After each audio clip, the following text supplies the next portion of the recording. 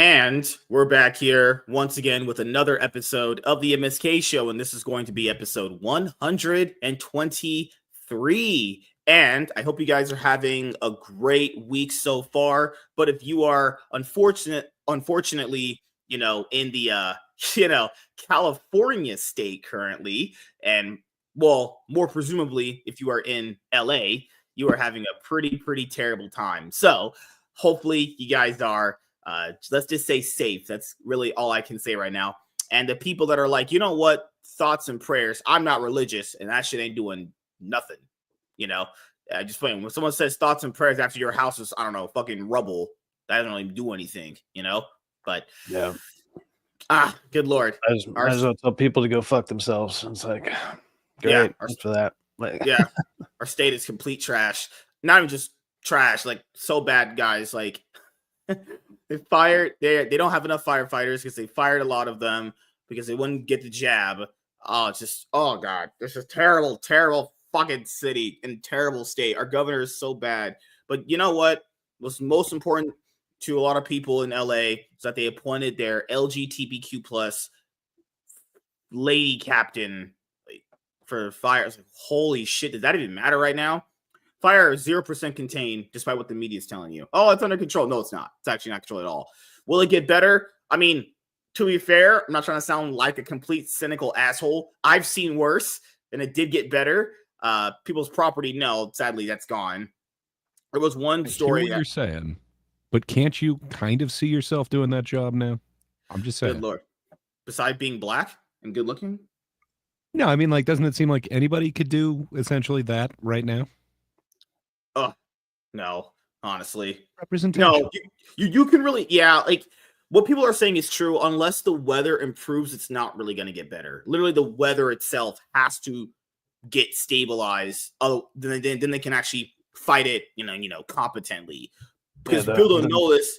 Like, the wind is so bad here. It's like hard. When the wind hits you and hit this state hard, it's like it actually is like piercing in your fucking face. So imagine a bunch of that hard wind carrying all the fire over at like 100 miles per hour. Yeah, that's what makes it worse. It just needs to stop being windy. Then it will be fine. You would think with all the mountains and stuff, like wind would just hit the mountains and stop. But what it does is it actually like makes it go up and over it. And then when it comes down, it's almost like it uses it as a ramp and just fucking shoots it down the hill. Yeah, because we have higher elevation here because of all those hills. Yeah, fucking. So if you're in the valley, like I'm out here in the valley, I'm right below like one of the big, like some of the biggest mountain ranges out here, and it's just as soon as that wind comes over, like it was easily over 100 miles an hour, like the last few days, to the point where it's even knocked out some power. Like my local Ralph's near me, like I went there the other night, and all the power, like I've never seen it before like this. It was like all the power in that whole block was out, and like none of the machines worked inside. So there's just a bunch of people inside Ralph's and nobody could buy anything. And I was like, oh, this is some bullshit. Yeah. Oh, yeah. A lot of people are like, why they have to turn off the power lines? Well, the reason why you turn off the power lines is because they fear that if they keep them on, those giant electrical poles everyone sees, if those even catch a monochrome of any of that wind with fire, it starts to just chain fire itself. So yeah, people literally have to turn off all their power just to make sure to keep it from spreading. It's pretty bad. Like, I don't know, the media is very rarely ever reporting on things like good at all, but they are reporting on this very good. It's not good. It's bad. It's actually really bad. It's not even like one of those like, oh, this will probably go away in a few days. No, this will be, hopefully it'll be gone by next week. Hopefully, and that still sucks because everyone loses all their shit. I remember this is guy who was 91 years old saying he lost everything living in like Pasadena. That's just terrible. And he's talking about, building up again. And I hope he does. I really hope he does. But goddamn, just imagine that, just losing everything just in a fire because the state is so incompetently ran by idiots. And then more idiots that are okay with them incompetently running the state are still going to be in charge. Just imagine that. It's never going to get better. My grandma and stuff used to work at an Elks Lodge. I don't know if you know what the Elks Lodge is or the VFW. So it's basically Veterans for War. Like VFW is Veterans for War. Elks Lodge is kind of like another branch of that. So if you have any family that's ever in the military or whatever, if you find a VFW or an Elks Lodge, you can usually go and like find help there, kind of thing. But they do a lot of big charity stuff. And anytime these fires hit, it's like we would go there and volunteer and pass out clothes and all that shit. And I probably know, I don't know, maybe 20 people or more, 20 families or more that have had their houses just lost in fires over the years. It sucks, man. It's brutal. It's real And guess what shitty, they man. have to do? I hope the insurance companies are not calling these families right now, asking them if they're going to pay their bills. I hope not. You saw what happened, right? Like there was I think it was about a month ago. I think it was State Farm canceled a bunch of policies for people. They just outright canceled them. Like they were like, "Oh, you don't," and it was for the fire policies. And it's like right before I fire remember season that. started, and they canceled a bunch of policies. So there's a lot of those people right now. They're all screwed. Like there's nothing to do about it. So they don't even have a check coming, which that's those will take like a year to two anyways, just to get your insurance money from that. So a lot of them are screwed, broke. man. A lot of the states don't have any money. Like it's, oh Lord, man, this state is so trash. Like there are some good parts about it, obviously, but anyone saying it's like great to live here is just smoke. It's just having a stick up their own ass. They just aren't living in reality. Like literally, the You're either a mayor of nepo LA, baby. Mhm. Yeah, you're either a nepo baby or you make it in tech out here. Like if you have a good job in tech, sure you can live pretty decently in some of these spots. But even then, it's like a lot of people aren't buying their own houses. I know people that are in tech that are making anywhere from like 100,000 to 300,000 a year, give or take, which is pretty good fucking money, especially for what some of them do. But they still live with like 4 or 5 people. They'll just rent out a really big house and just like they just live in a nice area, but they're still paying a couple grand each to rent out. Then that's worth like 12,000 a month or 12,000 a month type of deal.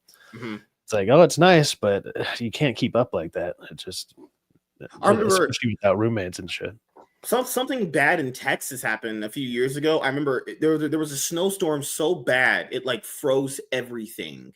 Like the power went out mostly in the entire state. I remember it happened like just a few years ago, back in 2022. I don't know what's worse, having a frozen storm the way they had, or having what we have.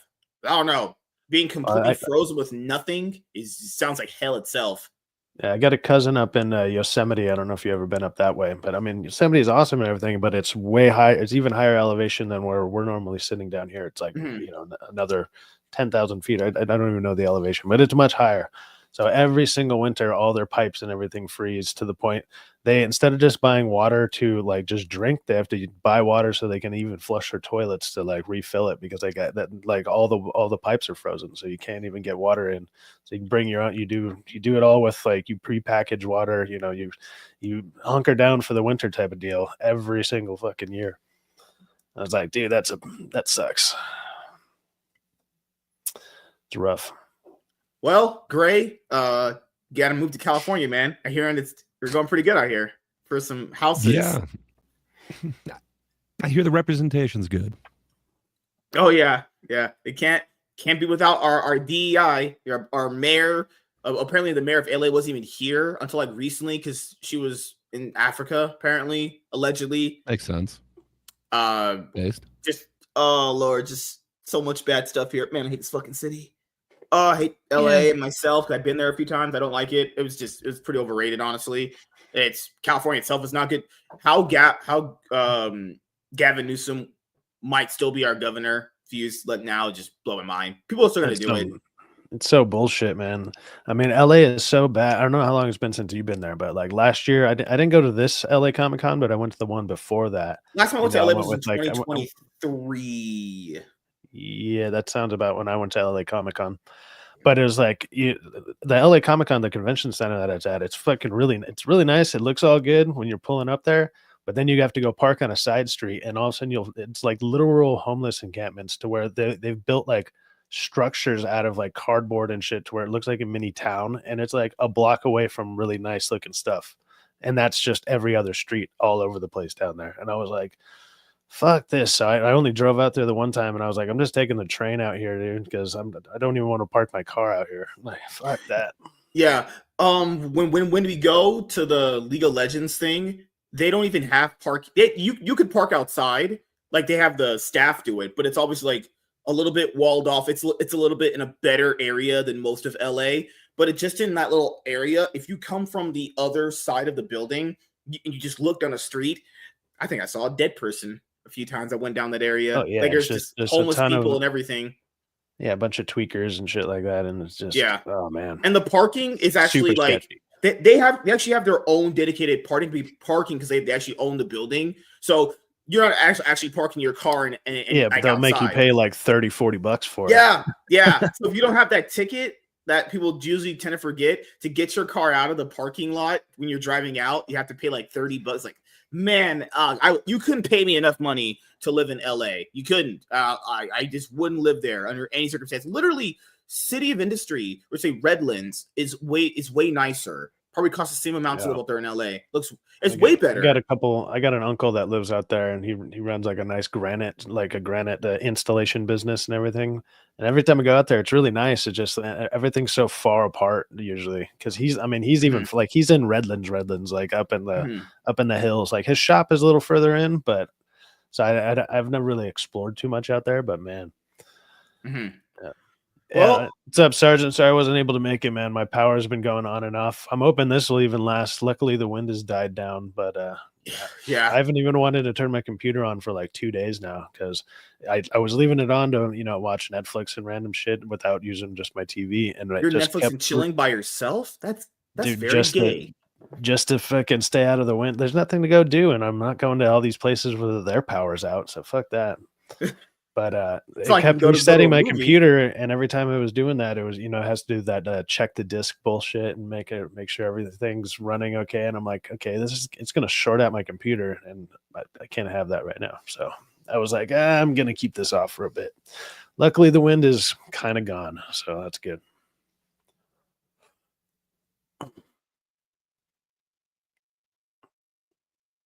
All right, Gray, how you been doing, man? Better than I deserve. Things are great. What can I say? Here in the flyover states, nothing to worry about. Are you where it's supposed to get like 3 feet of snow or some shit? Are you in one of those states? I don't think so. If so, it's going to be a really unpleasant surprise if I get that. But finally got the first snow of the season, which usually doesn't happen. Like it's usually back by like Halloween. So I don't know. I think this summer's gonna be hot as hell, but honestly it's pleasant now, which I'm not used to. So good times. So good Lord, we're just going really through it right now. I thought 2025 was gonna start off with like good things. People wanted to do great things again. Now it just turns out California is just burning to the ground. That's always great to start off your year with God basically saying flooded again. Good Lord. Well, we're going to be going through some of the topics, you guys, tonight.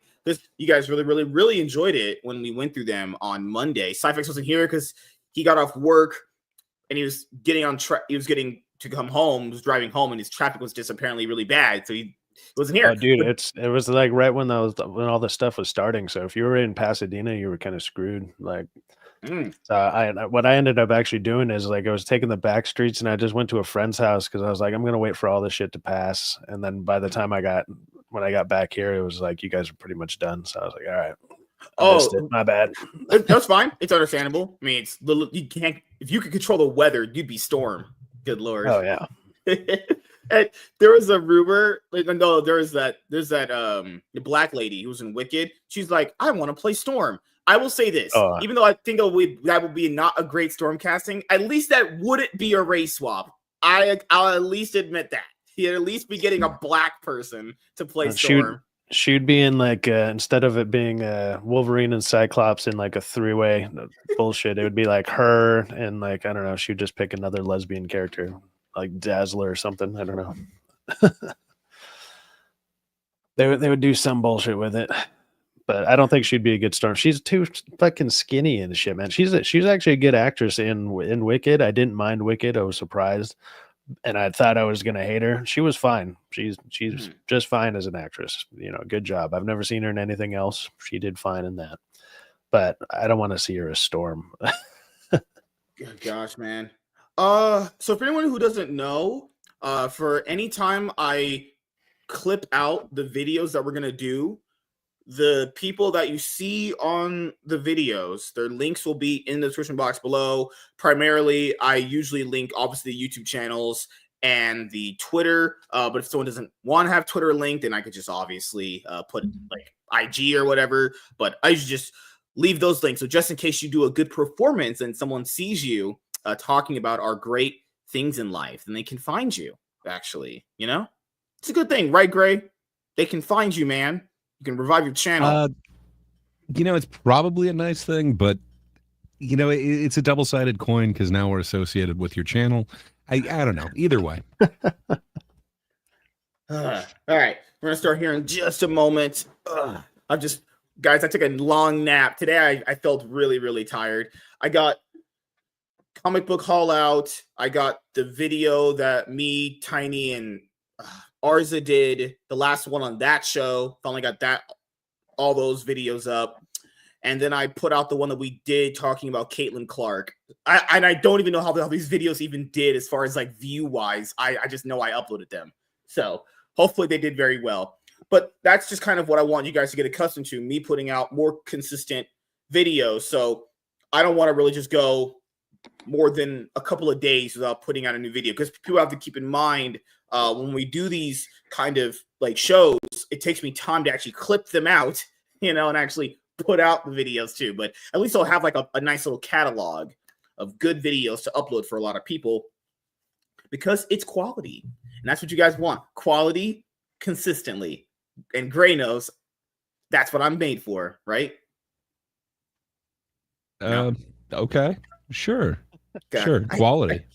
God, I can't get this guy. He's just always a fucking bastard. Lord. Yeah, pretty much. It's always two different opinions on the weather here in Phoenix during the year. When it's the summer, the heat is pretty bothersome here, and during the winter, the cold is the thing that we deal with. Oh, Lord.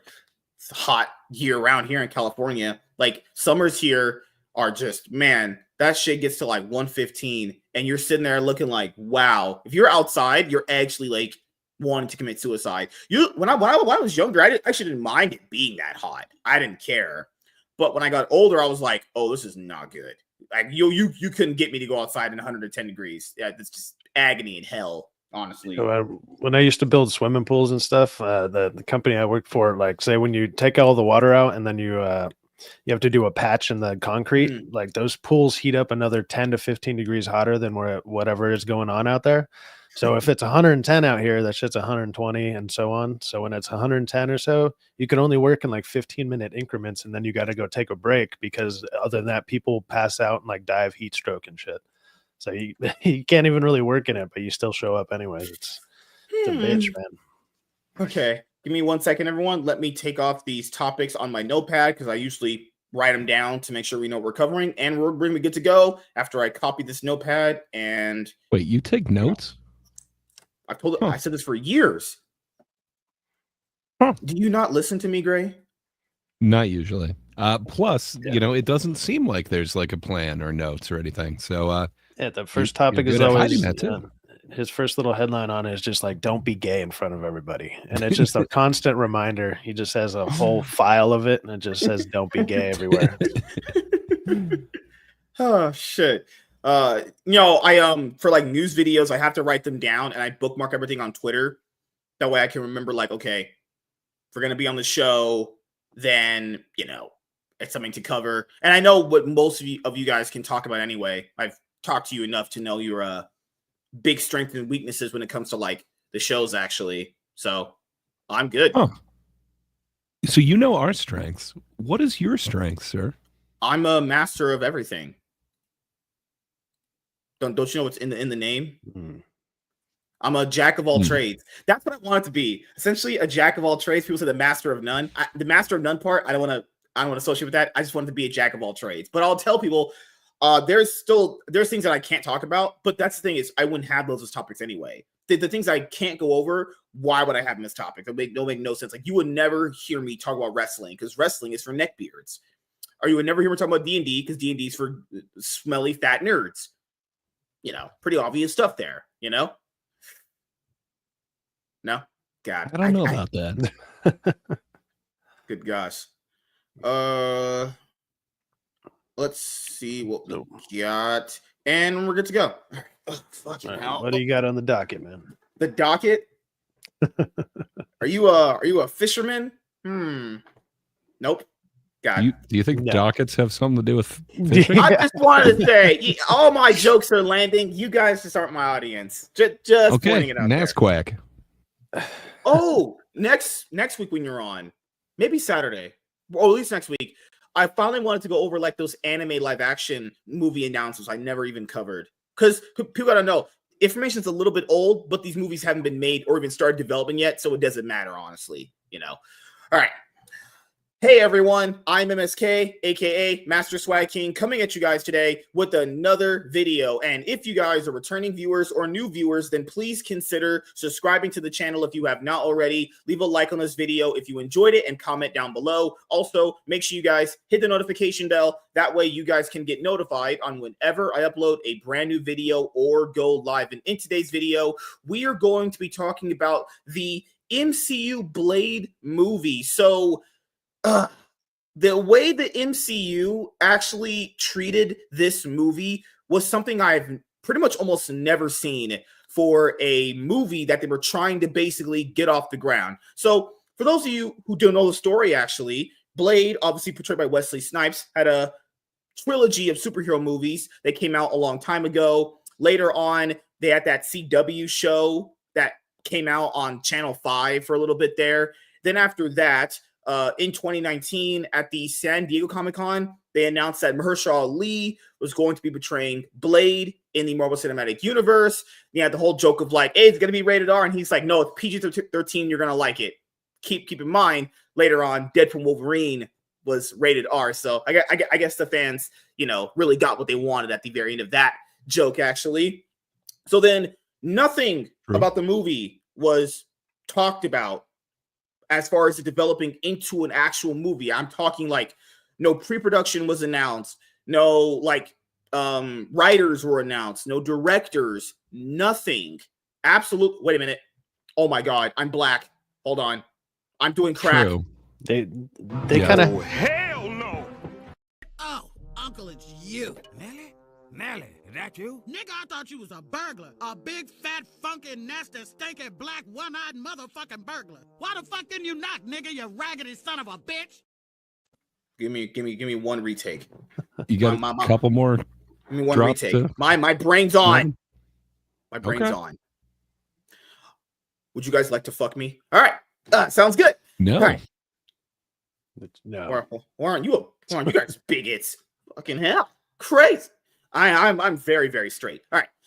Hey, everyone. I am MSK, a.k.a. Master Swag King, coming at you guys today with another video. And if you guys are returning viewers or new viewers, then please consider subscribing to the channel if you have not already. Leave a like on this video if you enjoyed it and comment down below. Also, make sure you guys hit the notification bell. That way you guys can get notified on whenever I upload a brand new video or go live. And in today's video, we are going to be talking about the MCU Blade movie. So this movie was already supposed to come out a few years ago, and the movie ended up getting taken off the release date calendar for movies that Disney and Marvel put out basically a couple years in advance to let people know when these movies are coming out. And the spot that the Blade movie was actually at, it was actually removed from said slot. Now, Kevin Feige commentated on that, and he said, hey, we're so committed to making the Blade movie, but I want to go down a little bit of this history for a lot of you guys who haven't actually been here for Blade. So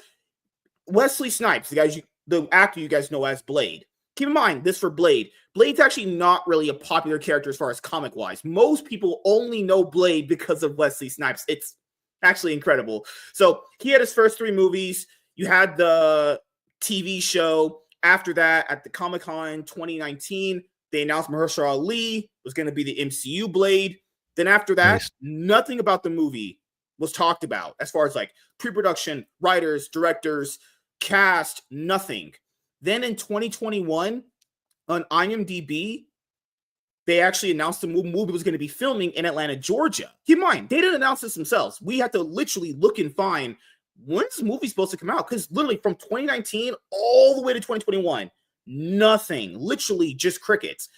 Then after that, it was announced the movie had lost its director. And you're probably thinking like, director? Yeah. This is so crazy. Apparently, the movie lost a director nobody knew was even attached to the movie.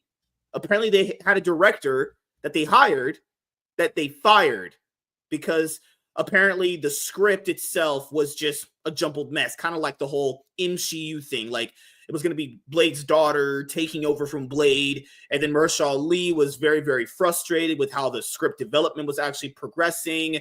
So they ended up scrapping all that. Then they ended up hiring another guy. About 2 months later, So- he's fired. Are we now to the fall of 2022? Or Yeah, keep in mind, I did a 3-year time pan that we just got all that. We went from pretty much well, you're nothing. saying the guy, if you're talking Yeah. about the fall of 2022, that's when Bo DeMeo, the X-Men 97 creator, was actually hired, and he was going to be part of this. So that Yep. sounded kind of awesome. And then, Yeah. we had a couple other kind of pairings in this, but man, it seems like they just kept attaching writer after writer to this, and yet we don't see any completed scripts. I don't know. I have to think there's even more going on than has been reported on this And then timeline. what came afterwards is I think a lot of the like Hollywood Reporter, I remember, had an article, and then they had basically mentioned that nothing about the movie had ever been getting done at all. Because then after that, Mahershala Ali's representative, like the agent, the lady was like, nothing about this movie's ever been getting done. So I don't know if the media was lying or she lying, but I don't think she's lying because we know nothing about this movie was getting done. We'd heard nothing. And anytime we heard something, it was Well- person getting fired, person getting like movie On script getting Mahershala rewrites. Mahershala Ali got screwed for all those years too, because it's like they kept He seeming did. like they were pushing did. it on, Yeah. and then that's why you got him in what's it called, Jurassic Park coming up. Like they finally got him onto that instead, so that's even going to push any production even further back. So He said a line in the Eternals. I mean, come I on. was just gonna bring He it up. wore a hat on stage in 2019. I mean, isn't that Lord. all you want out of Blade? No, but it was weird because like they brought in when Bo DeMeo was in there in the fall of like 2022. They also brought in like a writer, Michael Starbury, who was going to go darker. So that kind of made me happy. And then they had the director of White Boy Rick and Lovecraft Country like associated with it. Then in April of 2023, they mentioned Mia Goth, Maxine, Remember that? Yep. Pearl Star, that she was in, and she was going to be the vampire Lilith, which it's like that would be awesome. I'm totally down with that. And then they said that they were bringing in the True Detective creator Nick Pizzolatto, and they were going to bring him in as the writer strike kind of was looming. And just, man, there's been so much talent just somehow associated with this movie, and just nothing is happening. It's just purgatory. Yeah, Mia Goth would be great in that. Like if you've ever seen the movie Infinity Pool, it's not that great of a movie, but she has an awesome performance in that one as well too. Like if you were to watch that, it's like she has that craziness about her to where she would be able to pull off like what's her name, Harley Quinn, like just that kind of voice and the way that she acted in that. I was like, man, she could be that. So when I heard that she got announced for Blade, I was like, all right, I could actually see it working for sure. But man, they just keep screwing this up. It's like it's such an easy concept. It's like there's a vampire who walks in the daylight who kills other vampires. Like it's not a hard concept. Like just go from there. But and I also want to point out something. They want to throw in a bunch of BS. I want to point out something. After the Deadpool Wolverine movie, do you guys know how it's really crazy? After that movie, and we saw the Wesley Snipes Blade character come back, and he said there will only ever be one Blade. You know what's crazy? Right after that movie came out, literally about 2 days later, the movie's taken off the schedule.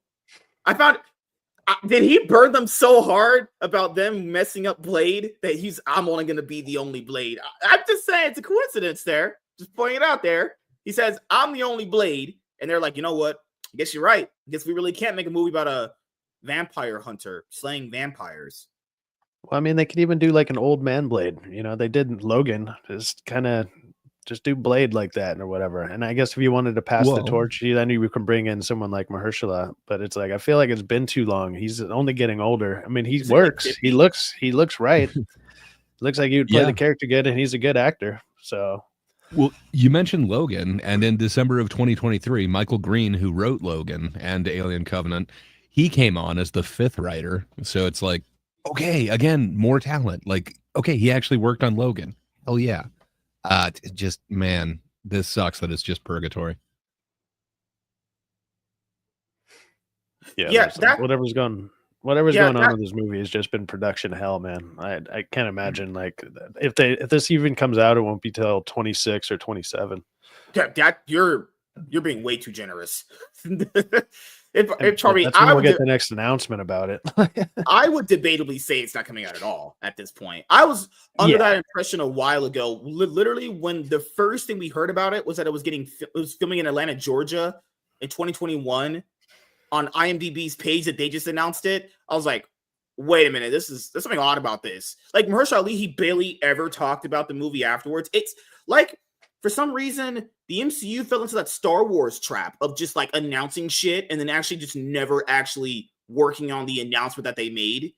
I don't even know why they announced this then, because everything else came out. There was only a few things they announced that didn't come true, like Armor Wars, or that was supposed to be a thing with Don Cheadle. That never happened. And this was one of them too. Stuff like Ironheart's been pushed back for like 2.5 years, even though that's been done for like at least 2 years now. It's just been sitting on the shelf. Yeah. Any minute now, though, we're gonna get it this only year. Getting older too. She's only gonna get old. Like she's like older. Who knows how old she is now? Yeah. Blacker. Good Lord. MCU Blade movie gets new 2024 update from Kevin Feige after more than 5 years of being in development hell. Mahershala Ali's Blade has hit several roadblocks on its way to theaters, leaving many fans to question when the Marvel Cinematic Universe film will debut. However, Marvel Studios president Kevin Feige shared that the production was still making progress. A fucking liar. Just liar. Man, 2019. Had a sixth writer. Sixth, right? That's how you know some shit is trash. Sixth writer. That's how you know whatever they want for Blade is some horse shit. I mean, from the last announcements from the MCU stuff, it's like it sounds like they're slowly trying to course correct, but it's like they just keep falling off at every. They just had Deadpool Wolverine that did really well, but now you got Thunderbolts coming out, you got Black Captain Falcon, and then Fantastic Four. Yeah, Fantastic Four might be decent, and then Wonder Man at the end of the year. Yeah, it's like the only one that might be. Oh yeah, Daredevil. That one might Daredevil. Be. That's like it. Yeah. They have to go. They have to go R-rated with it if it's going to be any decent. If they don't do that, I mean, it's definitely going to fail. Mm-hmm. And also keep in mind when we're talking about Kevin Feige coming in and scrapping things, that Daredevil show was scrapped. They redid that thing from the ground up after what we heard about how they actually ran TV shows there. In a new interview with Omelette, he reaffirmed that Marvel is committed to Blade. Feige elaborated that they not only love the character, but they also love Mahershala Ali's version of him. These are all just lies. You love this guy, but you've been screwing this guy for like 6 years, and not the good screwing like my wife does to Tyrone in front of me. I'm talking like you just. But in the post-credit scene, he was really good when he said that one line. Yeah, it's crazy. We didn't even see him. It's just a voiceover. You're like, we don't even get a chance to see his face. I'm like, actually act as Blade. I hate this timeline we're in. Unfortunately, though. That is where new information stops, as Feige continued. Rest assured, whenever we change direction with a project or are still trying to understand how it fits into our agenda, saying you have an agenda, we inform the public. You guys are up to date with what's going on, but I can say that the character will indeed arrive in the MCU. So probably what Sci-Fact said, probably literally after Secret Wars, the character will probably come. But at that point, will anybody even care? Mahershala, will he even be the actor anymore? Will he still even want to do it? They usually get people in for like 3 movies for these kind of things, right? And these movies come out in the span of like 8 years. Like, oh, good Lord, it's wasting people's time here. Holy fucking shit. Last month, Marvel removed Blade from its previous release slot of November 7th, 2025. As the studio did not indicate another date, the movie is delayed indefinitely. Prior to that, the film was repeatedly pushed back after originally teasing the arrival of Blade in the MCU 3 years ago. As a result, several cast members have left production, and there are rumblings that Ali is unhappy with the situation. Like, no shit. Despite a distinct lack of progress, Blade is still a go at Marvel. This could be good or bad. Perhaps this will be a Daredevil born again, and the film will be a better product as a result of the extra time in pre-production. The more bleak alternative is that Marvel still lacks a creative vision for the movie, but Blade may follow the same path as Channing Tatum's Gambit and never escape production hell. I'm about to make a name for myself. Yeah, and not having your movie come out. Also, would anyone have really wanted a Gambit solo movie with him doing that? That would have been just, I don't know, man. Not my thing. I want doing that for an hour and a half to 2 hours. I mean, so cringe. I would take that over the Gambit that we got. I can't remember that dude's name. Taylor Kitsch. Man, that was not my Gambit. Yeah, he's not my Gambit, man. Give me Tatum any day. But he's still not Gambit. Yeah, at least I gave him like the actual outfit and everything. You know, he's just a little too bulky for it, but it's like it kind of worked. I didn't mind him, but again, we only saw him for what, 15, 20 minutes at a time. So it's maybe less. Like he was still in the scenes. He wasn't always doing stuff. He only has like the one fight scene, and then that like dialogue, that little back and forth dialogue a little bit. That's all you really got out of him. Either way, Feige indicated that the film is a priority for Marvel, and Ali is still attached, though the production process has not gone smoothly. There is still hope that Blade will make his way to the MCU. After Avengers Endgame, the MCU has struggled with its direction. That's putting it lightly. That is an understatement, if we're being honest here. They have no direction, honestly. The planned big bad of the next phase, Kang, was poorly received by audiences, and the actor was mirrored in controversy, leading to his firing. Well, keep in mind, guys, Kang made his big debut in Ant-Man 3, which is a terrible fucking movie. That movie stinks. And then he got beaten by ants.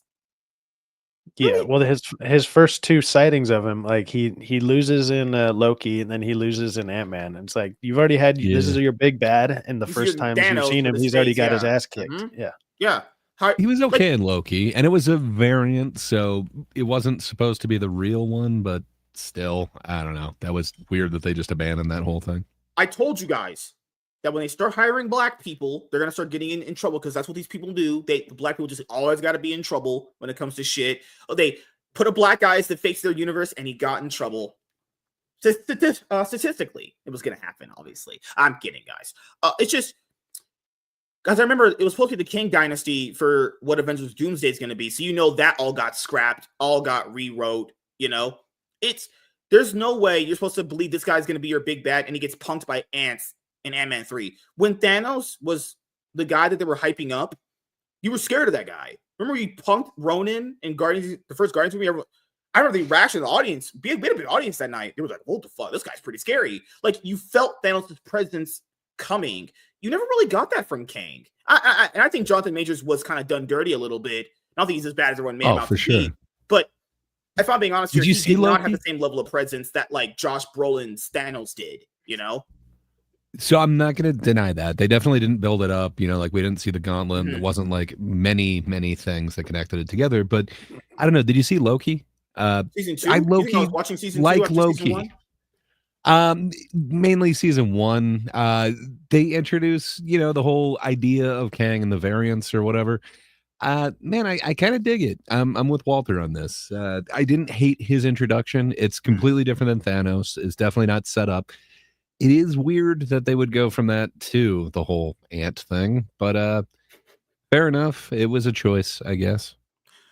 Marvel then redirected by bringing back franchise heavy hitter Robert Downey Jr. as Dr. Doom. This lack of a unified vision is likely a contributing factor to why Blade hasn't been completed. With so much upheaval in the MCU, the creative team may not have figured out how he'll fit in with their plan. The multiverse saga also brought back Wesley Snipes' Blade, reprising his role from the late 90s. His character poked fun at the lengthy production cycle of Ollie's Blade, showing the MCU does have a sense of humor about it. This appearance renewed interest in the character with a different generation than those who watched the original film, which could bode well for the character's MCU potential. Either way, Feige maintains the Blade is still on the way.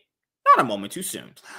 All right, so that's weird. That kind of missed a bunch of it because they didn't mention, the whole failure of the Eternals, because that was supposed to actually get like Dane Whitman, the Black Knight, like his entire thing was supposed to go on. And there were rumors that Blade would make an appearance in that and be kind of a mentor figure for him.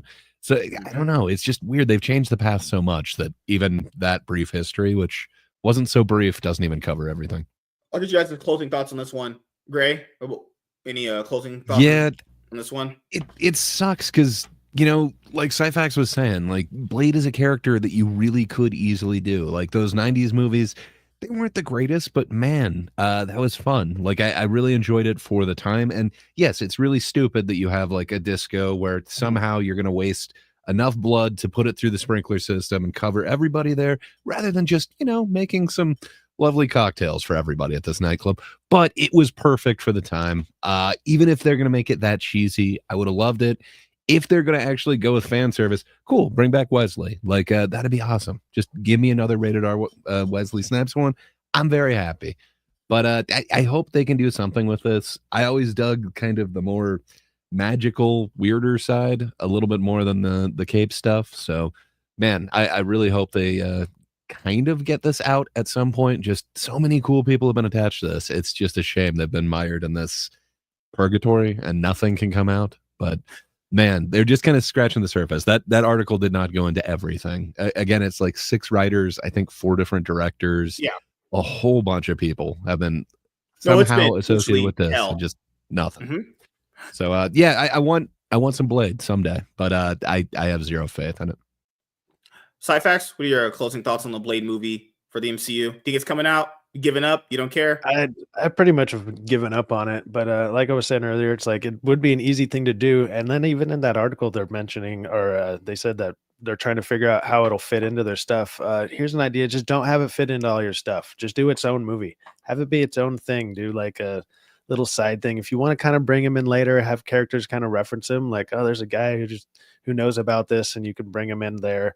You don't need him on the teams like fighting all the craziest shit out there. Just have him do his own vampire thing, and leave him alone almost. Just do that, because I think they're trying to sit there. If they're sitting there trying to connect it all, it might not work. Just make him, I don't know, do his own movie, man. You don't need that. But if they sit there and try and connect everything, they want everything to be connected. They want everything to be an Avengers style thing. Like, we always need it to go, cosmic on a. We need something to destroy the world. No, you don't. You can just make a regular, bring it back to the '90s style, or where it's just, okay, I got the big bad guy that he fights. You don't need team ups and shit. But they just keep wanting to push it for some reason. And like Gray was saying, there's been so many people off and on that have been connected that seem like, wow, that sounds like a good idea. That's a good writer. That's a good director. This could be interesting. And now who wants to even jump onto that ship? It's like, this thing's been sinking for 6 years now, going on 6 years. Yeah. Who's going to want to be connected to it? Because what he literally has to do is just do what he did for the Daredevil TV show. Go in there, scrap the entire thing, start literally from scratch. Because why would they consistently be trying to make whatever they had as an idea for Blade work when it clearly hasn't worked out and no one wants to get attached to it because they know it's a complete fail if they even try to go off of the vision that they potentially earlier had for it. As you guys know, for myself, I kind of figured this was going to happen after a few years of not hearing anything about the movie until like 2021 on an IMDb page of all places. Mahershala Ali hasn't said anything about the movie. It's reported that he's just not very happy with the situation. Yeah, I could believe that. Like his agent screwed him out of work. Probably screwed him out of a lot of work. We're starting production next summer. Like, okay, well, I can't do a movie in the summer then. Oh, actually, it's getting pushed on. Mm-hmm. Yeah, it's like, dude, shit. Hopefully, you got paid some way out of it. Hopefully, like, hey, it's my contract. You still owe me like $2 million or something. Whatever his contract was, because that would suck. Yeah. So, as you guys know, I think the movie's coming out potentially after Secret Wars, but if you don't hear anything about it after Secret Wars, because after Secret Wars, we know they're pretty much going to be doing the whole X-Men phase for the MCU at that point. They'll probably just call it that. I guarantee you the next phase is called the Mutant Saga. I'm just going to call it right now. That'll be the Mutant Saga. Don't even need to do some crazy theory for that. It's been announced. What? I don't think that's like, it's been announced that they now have the rights to the mutants and they're going to be making their MCU debut. It's going to be the same lineup as X-Men 97, but it's not going to be the same characters. Like, the continuity is not the same, but it's going to be that same team, the classic team.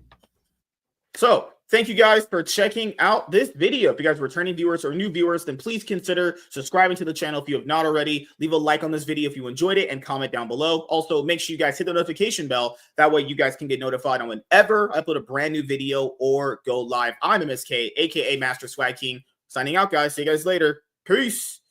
All right. You guys fucking suck ass, but I love you. Just kidding. Walter says, my question is, why can't team-up films like Justice League be its whole self-contained story without the need of creating separate films to unite them? Well, keep in mind, you remember, man, that's what the George Miller movie was supposed to be. It was supposed to just be like a Justice League movie that like had the potential to spin off other movies, but they didn't do that. Like, I do agree with you guys, too. I don't think you need a superhero movie that has to connect necessarily. It's more like you can do movies that don't connect but have them in the same universe. I don't get why you could connect them. Come on, like Midnight Suns would be so could cool. Just connect from just being in the universe itself. Like you make a movie and you know what's in that universe, but the connections are very, very small, like Easter eggs or a character saying a certain line or whatever. Simple stuff, or a TV spot. Something like what that, ends up you know? what ends up not working about them is then each character, when they do their own separate little movies, all their movies tend to be like world-ending events. And if you sit there and do shit like that over and over, you're gonna sit there and wonder like, why the fuck didn't Superman show up, or whatever universe. Remember? Yeah, it's like, dude, this whole thing is falling apart. Like, where's our strongest members? They're here on Earth, and the world's gonna end. So you can't be doing like all this world-ending shit. Like, leave them be just for that one person. Like, all right, I should be able to take this. But when they start doing all that, then you get in those questions like, where's this guy at? He's like a town over. Like, it literally happened. It literally happened for Winter Soldier, and Winter Soldier was great. Obviously, it's one of my favorite MCU movies. People ask like, wait, if Hydra's about to destroy the world with what they were trying to do, where's Tony Stark at? They were like, well, Chris is on his own. He's got to do his own thing. It's like, yeah, you're trying to tell me that Tony wouldn't have come out to help Steve if Hydra's about to literally destroy the world? That's it's pretty unbelievable. But keep in mind, this does happen in comic books as well. There's like big events that happens in someone's own self-contained story. But the reason why that's easier to do in comics is because, well, it's a lot more believable that other heroes are doing specific things that can't allow them to go and help someone else. But in movies, people don't have that kind of attention span. They think like, well, if this guy's doing this, why can't he be here? Keep in mind, I always say this. In your life, there's many situations going on right now that you have no idea what's going on. And you can't be there for every situation. It's just kind of how that thing works, really. Something to think about. Honestly, I'm over the whole larger shared film universe thing. We need to get back to singular stories and, in my opinion, at most smaller scale team-ups instead of the forced large universe. I always said, like, what DC could have did, which is like the whole BVS thing. Well, obviously way, way better.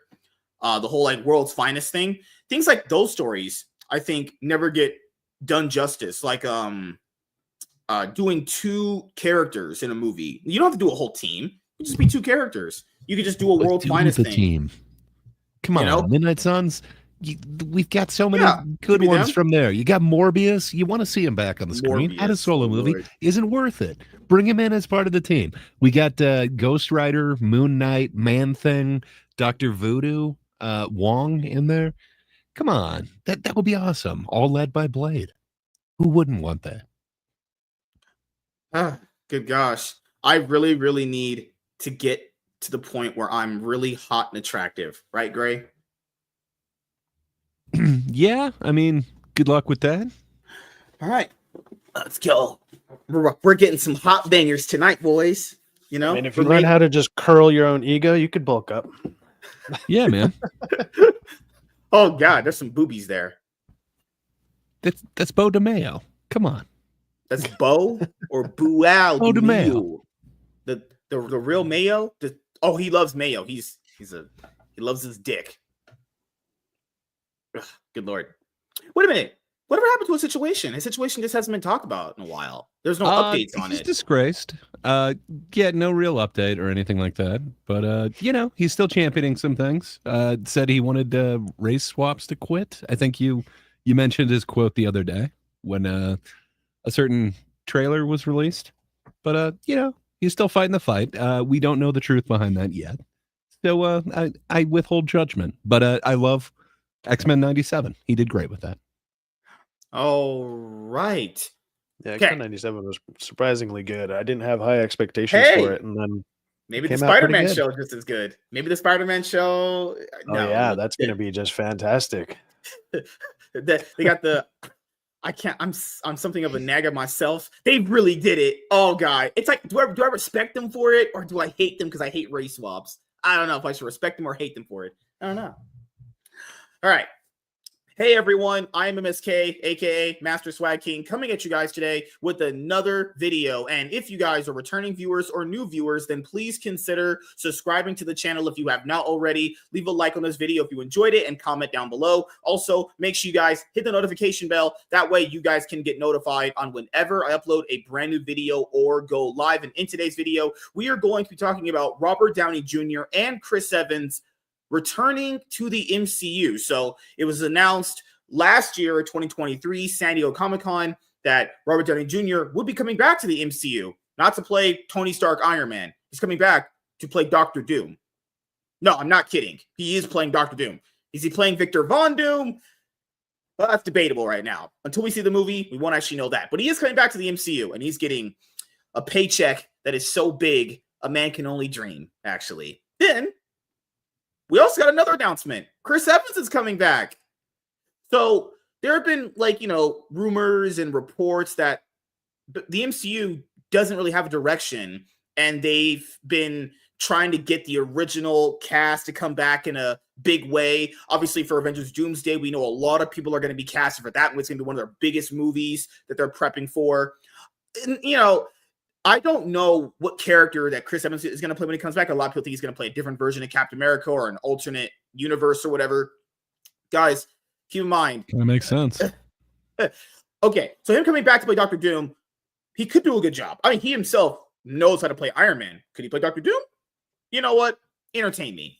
We'll see how it plays out. Like, when Chris Evans played Human Torch and Deadpool Wolverine, it was like, all right, okay. I think it's Captain America, which is better, honestly. It's just, most people have kind of put this on a sense of desperation. So it would make sense that I could believe that they're not going to play those roles at any point anymore. But the only reason why they're coming back is because there is no direction with the MCU anymore. This is called the Multiverse Saga. There's a bunch of just honestly really, really bad movies. Like MCU movies weren't necessarily always great in the first three phases. I mean, literally, Iron Man 3, Thor Dark World, Ant-Man 2, those are pretty shitty, right? But it feels like in this phase 4 to 5, we've gotten some really, really bad ones. So they have to, at this point, bring them back because it's a way to kind of reignite the spark in the MCU. It's kind of like reigniting a spark in a marriage that's been kind of failing, like, I know nothing about that, obviously. I know how to reignite women constantly, So what is your analogy here? In a marriage, you want to bring back somebody from the beginning of the marriage? I don't understand what you're getting at here. Women always say it's better in the honeymoon phase. That's when it was at the beginning. It was great. Just what does this mean for the MCU? So what I'm trying to bring up is we're at this point you're now. Saying they're in a new honeymoon phase. I guess. Essentially, yeah. So they got to a point where they conquered cinema. Let's just say that. And they did. They have the highest grossing franchise ever. It's never getting topped anytime soon as far as just money is concerned. And they thought, you know what? We could just move out our old characters, put in some new ones. Keep in mind, the comics, that didn't work out either, like at all. It actually completely failed in every single regard. And it didn't work out in movies. And keep in mind, they also wanted to do TV shows too. And they failed at doing that. Most of those shows are just god-awful outside of like the one that people might like out of them. Because there's always just that one people like. I like me some Falcon and Winter Soldier. I know it has its problems. And Gray liked Loki season 1. Sci-Fi's probably likes one of them. Everyone likes one of them. But yeah, 1 out of like 7 I didn't is like bad. any of them. Yeah, that's 0. 0 out of 7 is even worse, right? Yeah, but and then this is the thing, is it's not just the killing them off and having them play different characters. It's just like, what did they think was going to happen? Jumbling TV and movies together. I want people to also keep this in mind. Really think about this. If we're utilizing this logic that there's talented people in Hollywood, then that would also apply that there's not a lot of talented people there too. Because people always told me, if they just put the right people on the job and like you just put them around the job and it'll work. Keep in mind, guys, there are a bunch of talented people working on a lot of different movies and shows, and some of them don't turn out good. It's not about putting talented people on, because just newsflash, a lot of people, there's not a lot of talented people. There's not. That's not how talent works. It's just not ever how it's worked. There's going to be really good people at doing something. There's going to be like pretty decently okay people at doing something. Okay. Then you take that little small amount of people you have and you stretch it thin between more movies coming out and TV shows. Yeah, that's why the MCU looks the way it does. Not only are they stretching themselves way too thin, they're putting out separate characters no one cares about. These are characters that are so beyond no one gives a fuck about. You'd have to actually make something a really good product to make them actually care about it. So I don't know, man. They were able to do it with the MCU stuff to begin with, like, because Iron Man, like, he wasn't the biggest character in the comics. People knew who he was, but he was like, Thor was a joke. People a lot of them could be considered.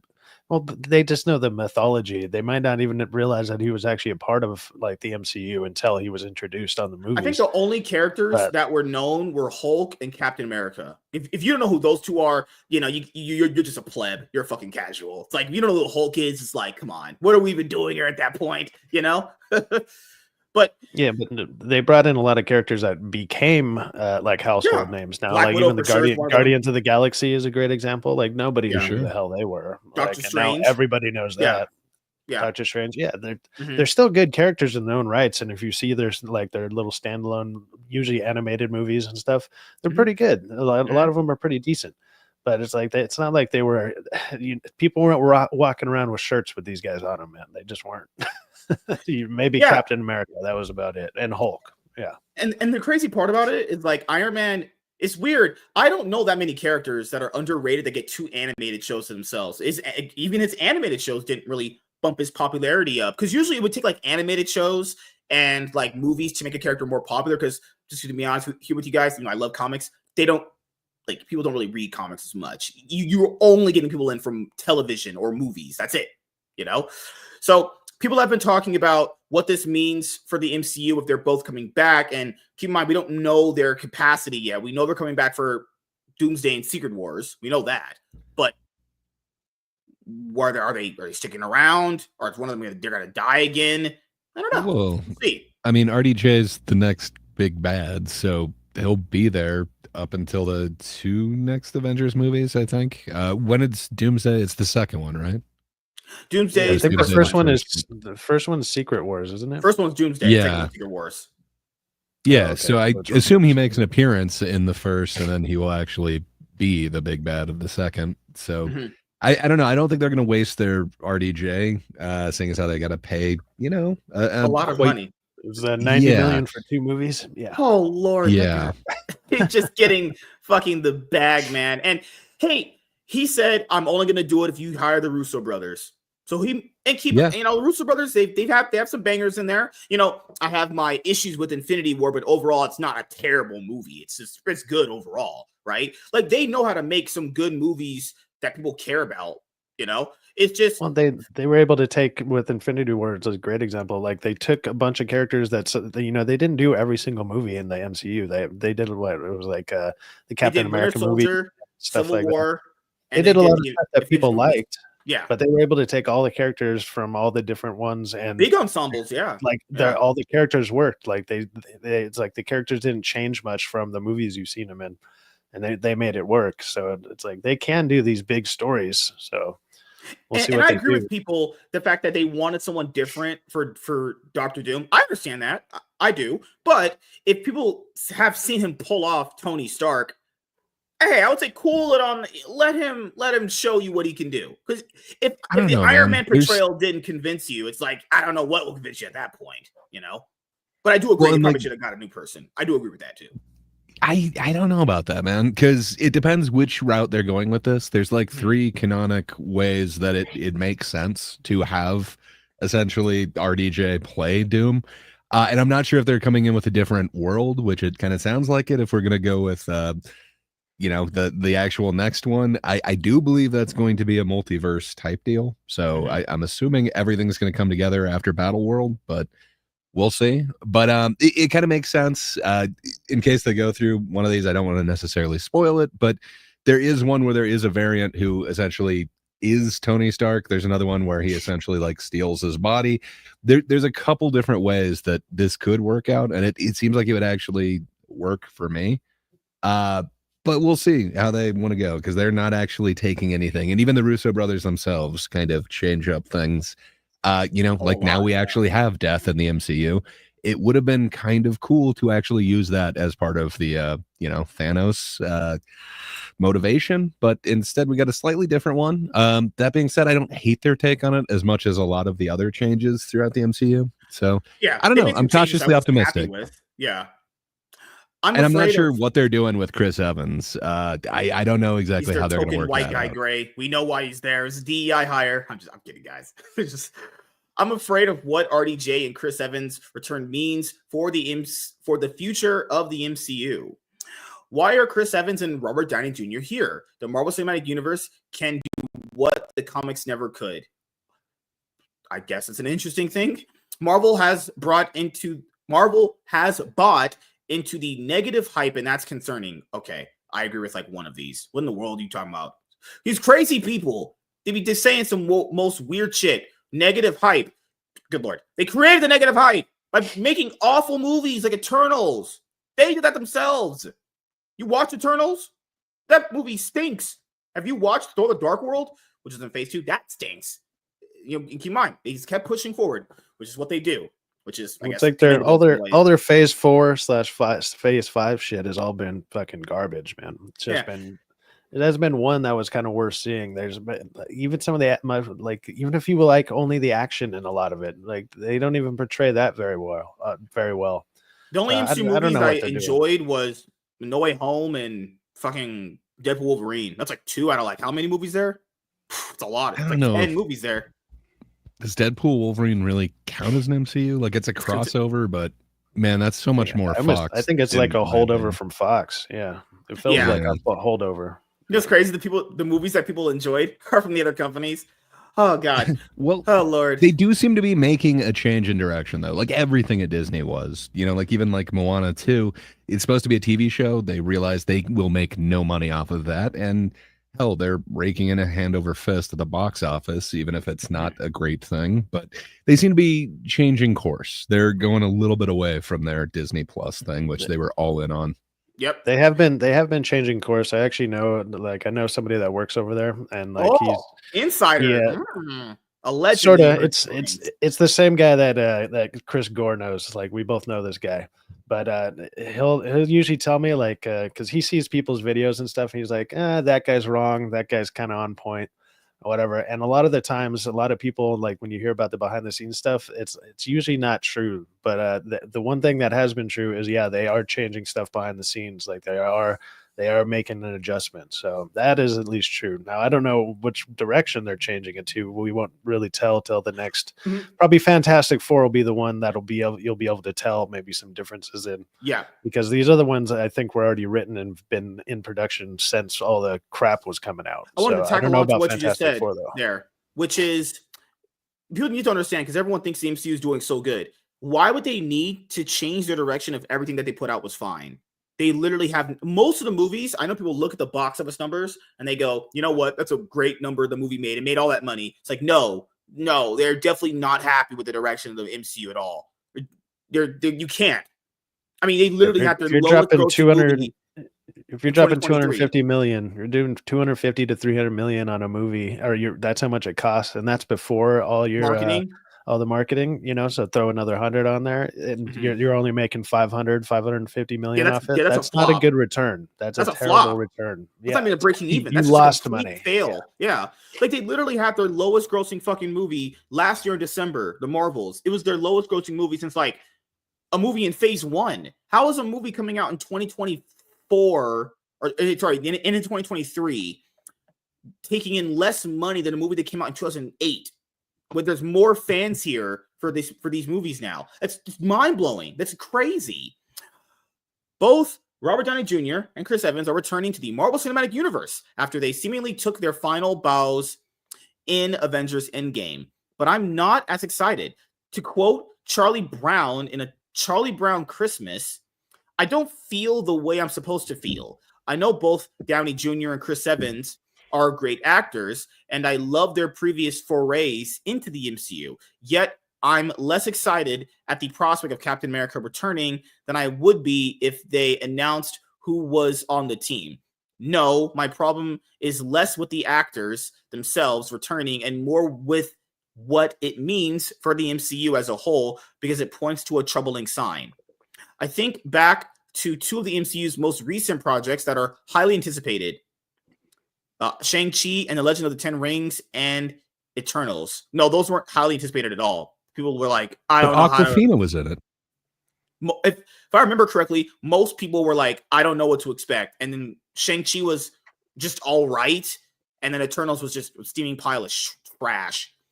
Both were not At least only... they tried something, man. Like with Eternals, like there was the one, I forget which character, but they had super speed.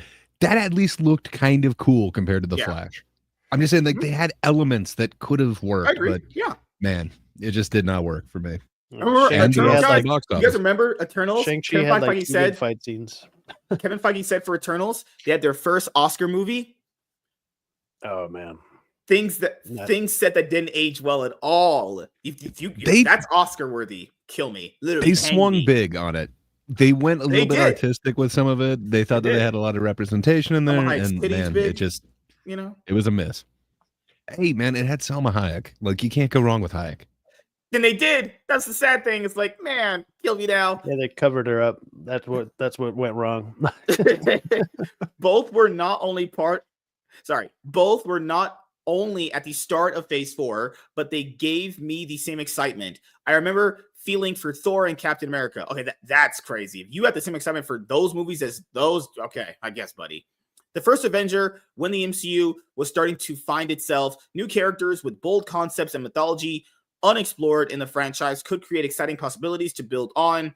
There was a level of unexpected, which made it all more exciting. Yeah, I agree. Yeah. At the beginning, that was the cool part about it.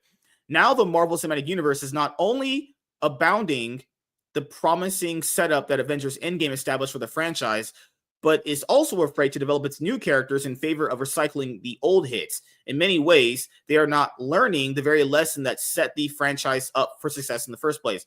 This is the key, though. Those new characters, it's not that they weren't good or interesting initially up front, but none of those characters could be fine by themselves, especially with some of the actors they chose, right? Like, and keep in mind, some of those characters only looked good when they were next to people. Only then, right? Because when Black Widow was by herself, like Captain Marvel, they weren't like interesting. Keep in mind, some of these guys by themselves is not interesting. That's why pairing them up and having them in the movie as like a supporting character could work, but alas, it didn't happen. And the reason why more people were excited to watch Thor and Captain America versus Eternals and the Marvels is because they're gonna blow people's minds. They actually like them. That's how popularity works. This is why people are stupid. Not every character they're going to do is going to be as popular as the other one. That's just how it works. That's literally how life works. Something you do. No, but they went so all in on the Eternals, though. Like, I was recently listening to Kumail Nanjiani, who was in this. He was talking about this press tour that they sent them all on, and they thought that it was going to be this victory tour that would take them all the way essentially to the Oscars. And man, he just talked about how demoralizing it was just as it's bombing. Like, they're getting ready to go out and do all this press, and just, man, it was real bad times. But yeah, they read that completely wrong. But come on, like, Captain Marvel made $1 billion. Like, there was a time where you could introduce any character and it would have been a success. But I think that was the start of the end for me, where it's like, oh, they're lying to me. Like, they told me I needed to actually see this film in order to know. It had complete asterisks to why it did well. Because in the sequel, well, they lied. They said that you needed to sandwiched between two of the biggest movies. Sandwiched between the huge. And you wouldn't understand Endgame. No, that's the thing. I agree. It's the thing is, like, it only did well based off those circumstances. They couldn't release that movie before or now, and it would do the same. It wouldn't. I believe if they put that movie out even when they were at their heyday, it would have did just okay. Yeah, it probably would have did what Ant-Man 1 did, potentially. You put out Captain Marvel now, that movie bombs. No one gives a fuck. you know, because that's how, like we said, popularity works. When the MCU began, they didn't have big names like Spider-Man, the X-Men, or the Fantastic Four. For those people who don't know, they were all owned by different companies. Well, Spider-Man still is owned by a different company. Instead, they needed to take lesser beloved characters to the general public, like Iron Man, Thor, and Captain America, make them fan favorites. I just disagree with Captain America not being a favorite. If you didn't know who Captain America was, you're just a fucking pleb. I'm sorry, you're just a casual. I don't know. That one I'm not agreeing on. Thor and Iron Man, I agree. And make them fan favorites. The MCU took chances and their efforts were rewarded by investing time in developing these characters and the belief they would be a hit. Instead of putting characters like Shang-Chi, She-Hulk, Miss Marvel, and more front and center, they want to rely on big names like Robert Downey Jr., Chris Evans, Haley Atwell, and the Russo brothers to save them. She-Hulk actually is a character that could have worked. She-Hulk is a great character. Yes. But you've already got her cast now, so I don't know. The way that they have that character, I don't think it works, but maybe that's just me. But do you think they could introduce a new character now and actually have them be successful, especially one that the public isn't familiar? I will say this. Daredevil will be that. Because he's going to be new to a lot of people. I'm not saying he's not popular. You've got the Netflix Daredevil thing. Like, it was a very popular character in recent history. Yeah. I don't know. Could they launch anything new? Like, would you get Guardians of the Galaxy now? Like, Thunderbolts is technically that, right? Yeah, I guess they're trying. It would be the first one, although we are familiar with a bunch. I mean, you got, what is it, like Florence Pugh? You got a few of them that they've introduced in a bunch of the other ones. David Harbour, like all those. So it's like, we kind of know the team. Do you think they could just do unknown? But that's the thing, though. Because they got into this mindset that everything they did unknown worked, they can't believe in their minds that them doing something unknown can't work. But that's how it... I don't get why, not you. I don't get why people don't think about this thing. Not everything you're going to do is going to work. They think anytime they do anything unknown, it's going to work. It's like, no, it's just not how that works. Because in comics, that doesn't work either. Like, there's a bunch of, like, unknown movies that people don't know or care about, or they just didn't give a fuck about. That's just how kind of, like, caring works, you know? Like, and some of the characters they picked aren't even, like, not popular. They just chose not only just terrible actors for them, the projects around them were just abysmally bad. No way you tell me you gave She-Hulk the best shot with that show that she had. There's no way I would believe that. They took a swing with the very that was a big swing. You're right. Yeah. It was definitely a swing and miss. I mean, I guess there are a couple of them that they are doing that with. I guess you'd consider like Fantastic Four, you know, people don't know that as much. Like those was it Fox films or what, like early 2000s or something? So I don't know. This generation may not remember it as much. And then Wonder Man, I guess those are two that, you know, the public might not necessarily know. They might be taking swings with this stuff, man. But it's like when you see all the production and all this stuff, when you see the writers behind it or whatever, it's like, it'd be like, sure, you're taking a swing, but you're playing baseball and they gave you a tennis racket. And it's like, it's not going to fucking work. Like, and also, how many times giving you the wrong tools to set you up for the right game? Like, it just doesn't work, man. Also, how many times can you swing and miss this hard and not understand? Like, I don't get it. Like, you're out, man. At a certain point, not only are you out, you have to just change your whole strategy there. They now seem to be in the business of giving audiences what they already liked. You don't say. You don't say. Giving audiences what they like, and you make money. Crazy concept there. Fucking hell. Instead of showing us what we didn't know we wanted until we got it, which is far less exciting. Oh, good Lord. Holy shit. The reason why people are probably going to go check out RDJ and Chris Evans against, just spoiler alert, they like them. They actually like what their fans like what they get out of them. Is it just possible? Follow me here. They don't like what they got out of the other characters. That's the consumer. They get to decide who they like. They don't like the new characters. And they're not even good. Fucking Echo. Kamala, I like Iman Vellani, I do, but like Miss Marvel is, come on, let's be honest. She was the best part of that Marvel's movie. I'm not a huge fan of her, but like, dude, she was the only one who acted like she wanted to be there. Like Captain Marvel, yeah, she's the only one that wants to be there, and then she's like, she seems nice or whatever, and it's like they just wrote her character so bland, and the characters like comic book runs have failed like 13 times or something. Like that thing always. They're giving you Ironheart. Who gives a fuck about her? Echo. Oh, What are we Echo, doing here? Jesus. What are we doing here, Marvel? Holy crap. I don't mean to sound dismissive. I love being dismissive, honestly. But I wonder why Marvel Studios is bringing back Chris Evans, Robert Downey Jr., and Haley Atwell for Avengers Doomsday. Well, it's to get people to come back and watch their movies again because they obviously haven't been doing that with these new characters. They took a swing moving them out for new people. It didn't work out. Now you have to bring these guys back to generate interest because your plan didn't work out. Actually, it failed on every single level possible, which needs to be studied in years to come.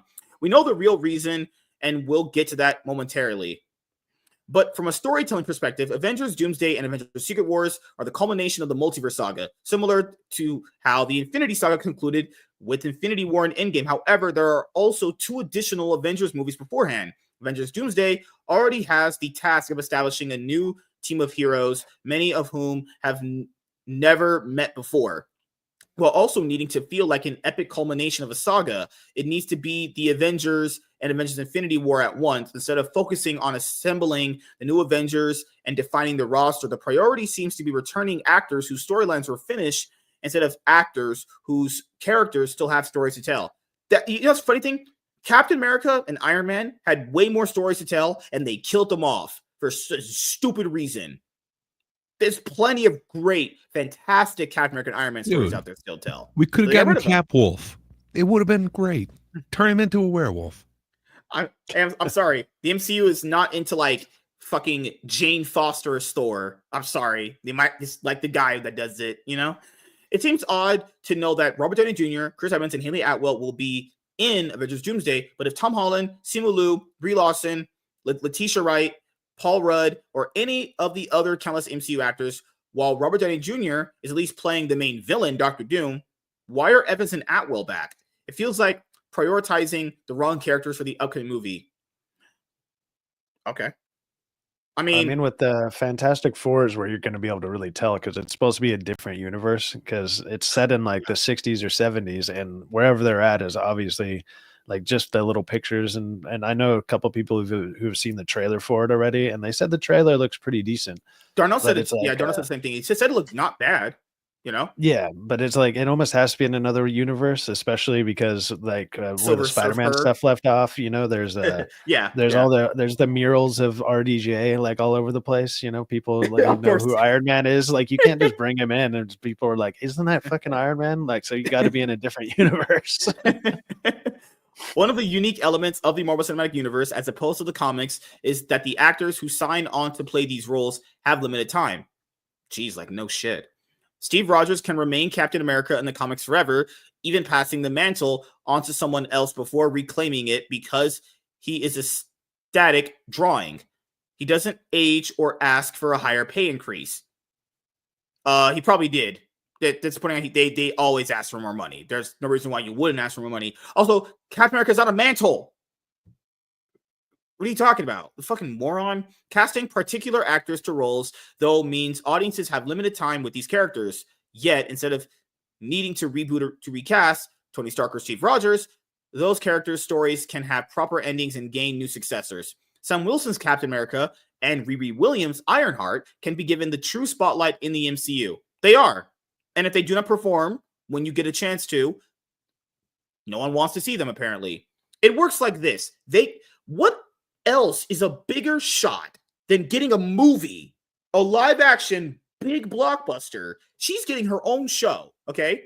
They can take these swings and misses, and if the audience watches them and they decide, I don't like these, give them something else. What are you going to do? Keep pushing them down their throats? What are you going to do? You have to do something different, which the comics can never afford because they always need to return to the status quo. Instead of always needing to rely on names like Iron Man, Captain America, and Thor, new heroes like Doctor Strange, Captain Marvel, and Black Panther could take center stage in the franchise and become new focal points. We'll talk about this later. We can do it in this video, but that's why people said it recast Black Panther, because you could have him keep going and not just, hey, this great guy died, now we just have to stop him. That's why you recast him, so you can keep getting him. They gave Doctor Strange a second movie. They ruined him. Captain Marvel, I mean, she was just kind of just dead or on arrival, if we're being completely honest here, with Brie Larson. And it's just kind of... I don't know, man. Strange was fun, and I liked seeing Raimi's take on it, but I don't know. I think it would. We know, you know, It would suck trying. It would just suck trying to take on any Marvel Disney film. Like you're Especially not going to have the when you got control a that chance you to do should it. have. Because remember, it was Scott Derrickson, and then he got to movie production like later when it was halfway done. It's like I don't even blame him for that. It's like what can you do at that point, you know? But From keep what in I mind, understand, guys, like sets were being built before they even had like an actual script or anything like that, and before Raimi signed on. So it's strange. You can only put so much of yourself into these. So it's I don't know. I wanted more from Strange too. It could be a franchise that truly grows and evolves with time. Oh, you mean like how it did initially up front? Sorry, that's what it did up front. One that is seen in eras. Yet the return of Robert Downey Jr. and Chris Evans seemingly implies that the MCU is afraid to move on to new characters. This already implies what I said many years ago before I had this channel, and what I said to you guys on my podcast when I had you guys on. Nobody wanted to move on from them.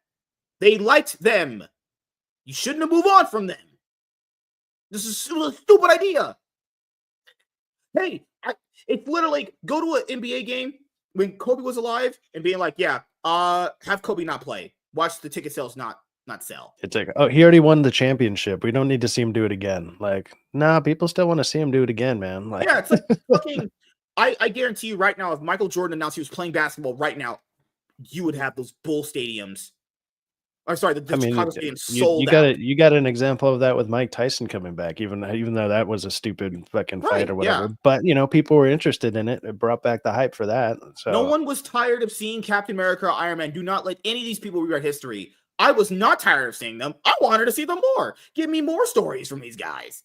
I will agree with the Iron Man movies. They got progressively kind of worse, but I still enjoyed seeing RDJ play Iron Man. I still enjoyed seeing Chris Evans play Captain America. Now, the only thing that I will bat for this person, and it's true, they probably just got tired of playing the characters because they've been playing these characters for more than a decade. That's completely understandable. But to lie to people and say they were retired them is not true. The only reason why they were tired is because they were playing these characters for like a decade plus. No one was tired of seeing Captain America or Iron Man, ever. There's so many great stories for them. And they're like, hey, I'll show these new guys. I don't like these new guys. Or I kind of like them, but I only like them with them. No, you have to accept these new guys. No, the fuck I don't. They're not even interesting. And the movies that they got to convince you that they were interesting completely failed too.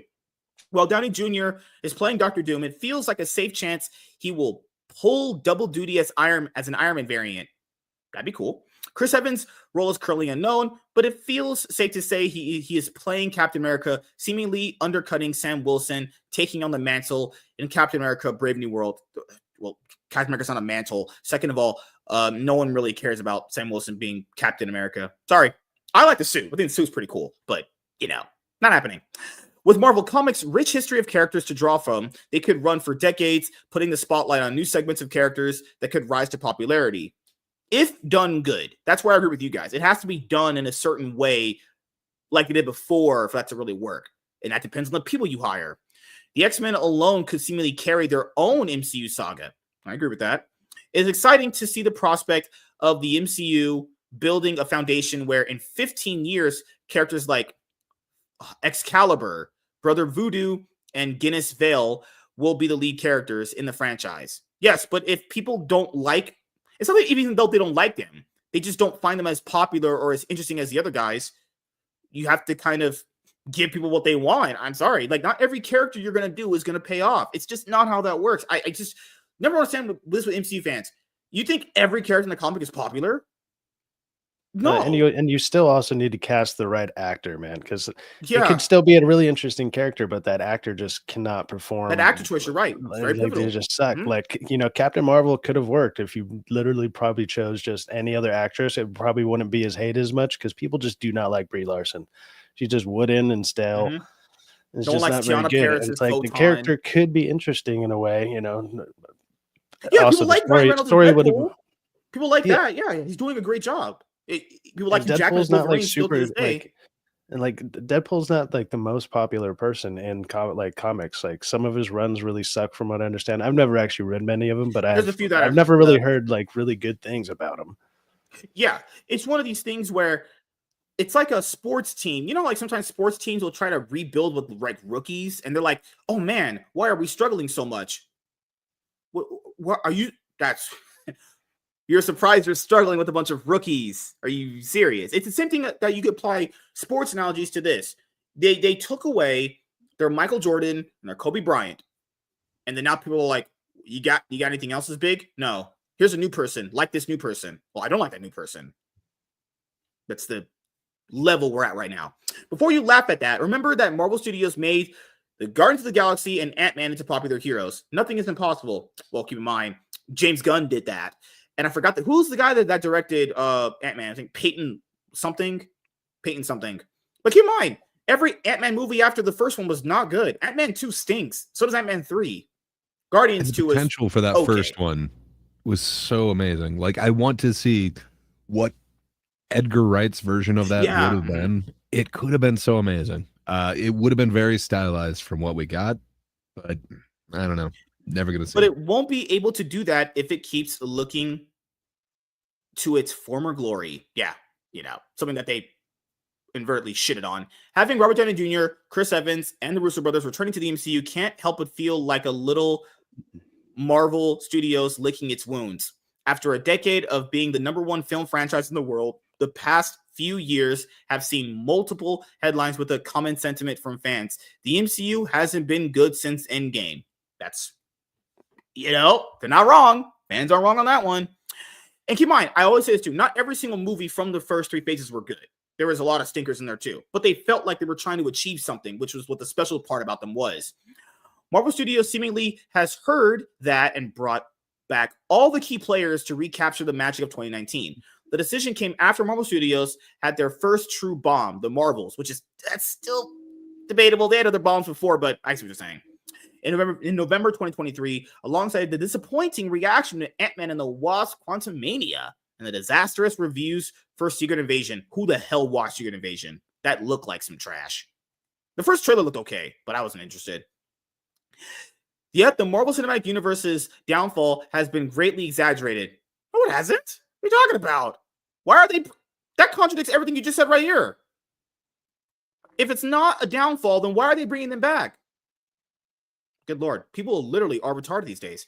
Black Panther: Wakanda Forever, Doctor Strange's Multiverse of Madness, and Thor: Love and Thunder all made it to the top 10 of 2022 worldwide, and each came close to $1 billion without the Chinese box office. All those need asterisks, okay? So all these movies have at least $200 to $300 million budgets, not including marketing. Doctor Strange 2's budget's almost around $400 million by what we know. Some of them, okay, Black Panther 2 made like $860. Doctor Strange 2 made like $930. Thor: Love and Thunder made like $720. Thor's is for sure a break even. You will not convince me otherwise. That's break even. That's a loss. Black Panther 2, depending on the marketing to it, is still break even. The only one that probably somewhat made a profit is Multiverse of Madness. That's it. That one did like 500 million in like the first week or something. It almost did $1 billion. Did well, and then people started to see it, and then the word of mouth went around, and it was like it just slowed down. It's kind of like the opposite of Guardians. Like Guardians 3, like it did started really out slow skeptical at first, and then it kind of built up because people were like, actually, it's pretty decent. And then, if anyone tells you Thor: Love and Thunder was profitable, they're retarded.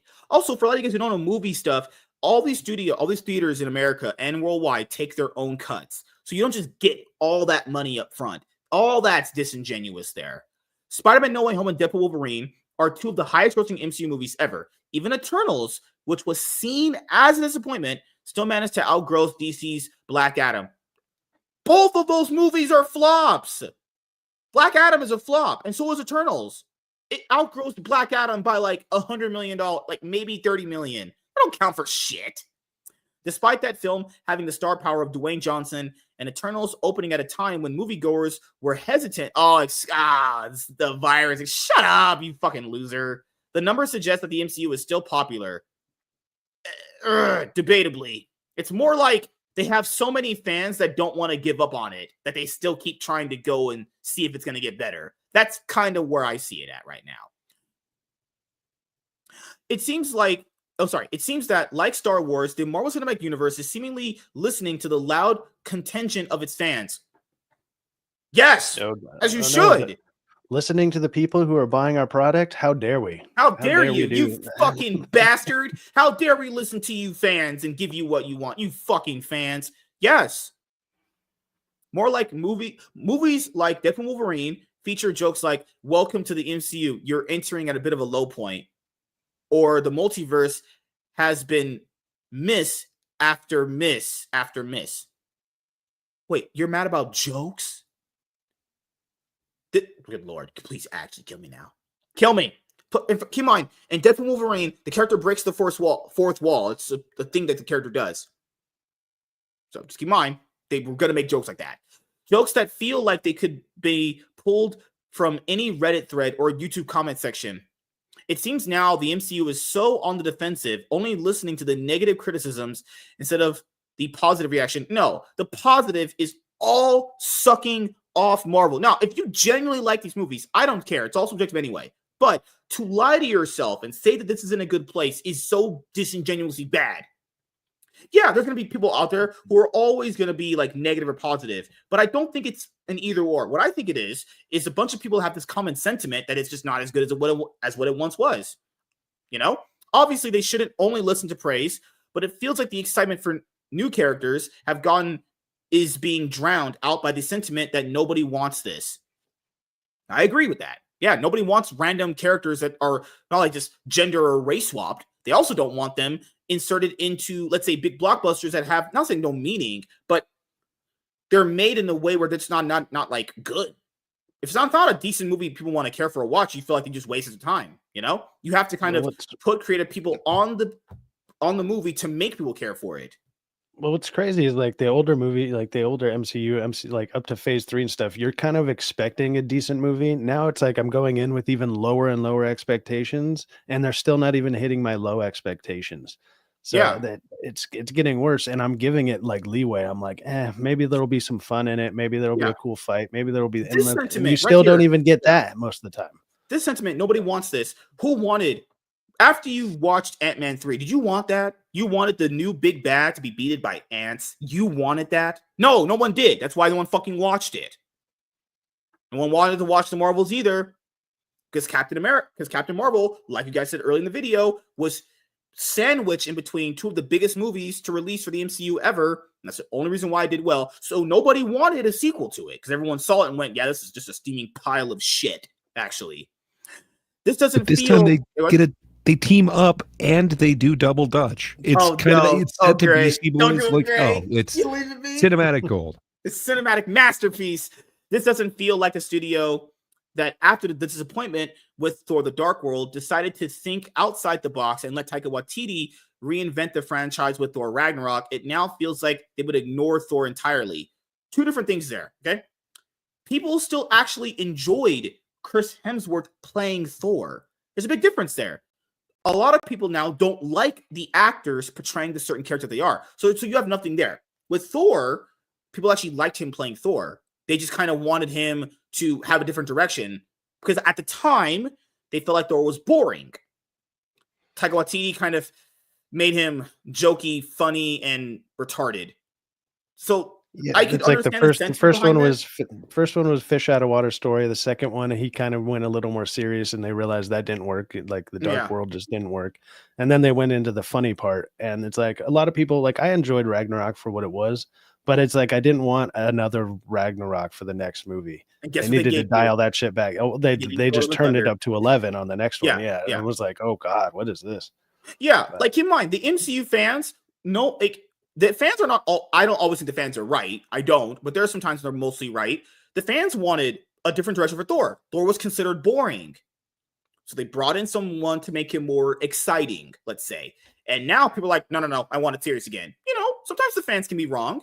And yeah, they did take a risk on getting Taika Waititi, but keep in mind, I'll be fair with Thor Ragnarok. It was still one of the highest grossing MCU movies at that time, and it did better than every single other Thor movie before it. So it was a risk that paid off in some weird way, you know, but that was a risk that you could see paying off because there was a actual love there for that character. There's no love there for Captain Marvel.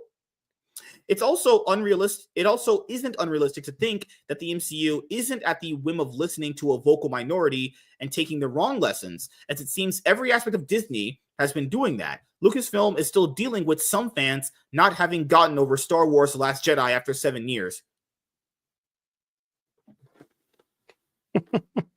They always go back to that, man, because that was like the shift. This franchise you love so much. Yeah, just get over it. Like, just get over it. Like, you sound like a fucking, I can't say that word on these videos. I can't say that word. But just get over it. Get over the things that you love. Just take the fucking shit they give you every single time. You should be grateful you get our movies from Hollywood. No wonder why no one watches this shit anymore. What the hell? And seemingly has started to cater to those fans by canceling the Acolyte, which had no viewership. Acolyte had no viewership. Following a targeted review bombing campaign, never happened, and also failing to speak out and defend its actors from harassment. Good lord. What are you talking about? The actors came out and defended themselves with, like, epic diss tracks and shit. Come on, man. Also, these aren't like 5-year-old. People are like, how come the studios aren't defending actors? These actors are 20 to 30-year-old grown adults. People act like they're 5-year-old kids or something.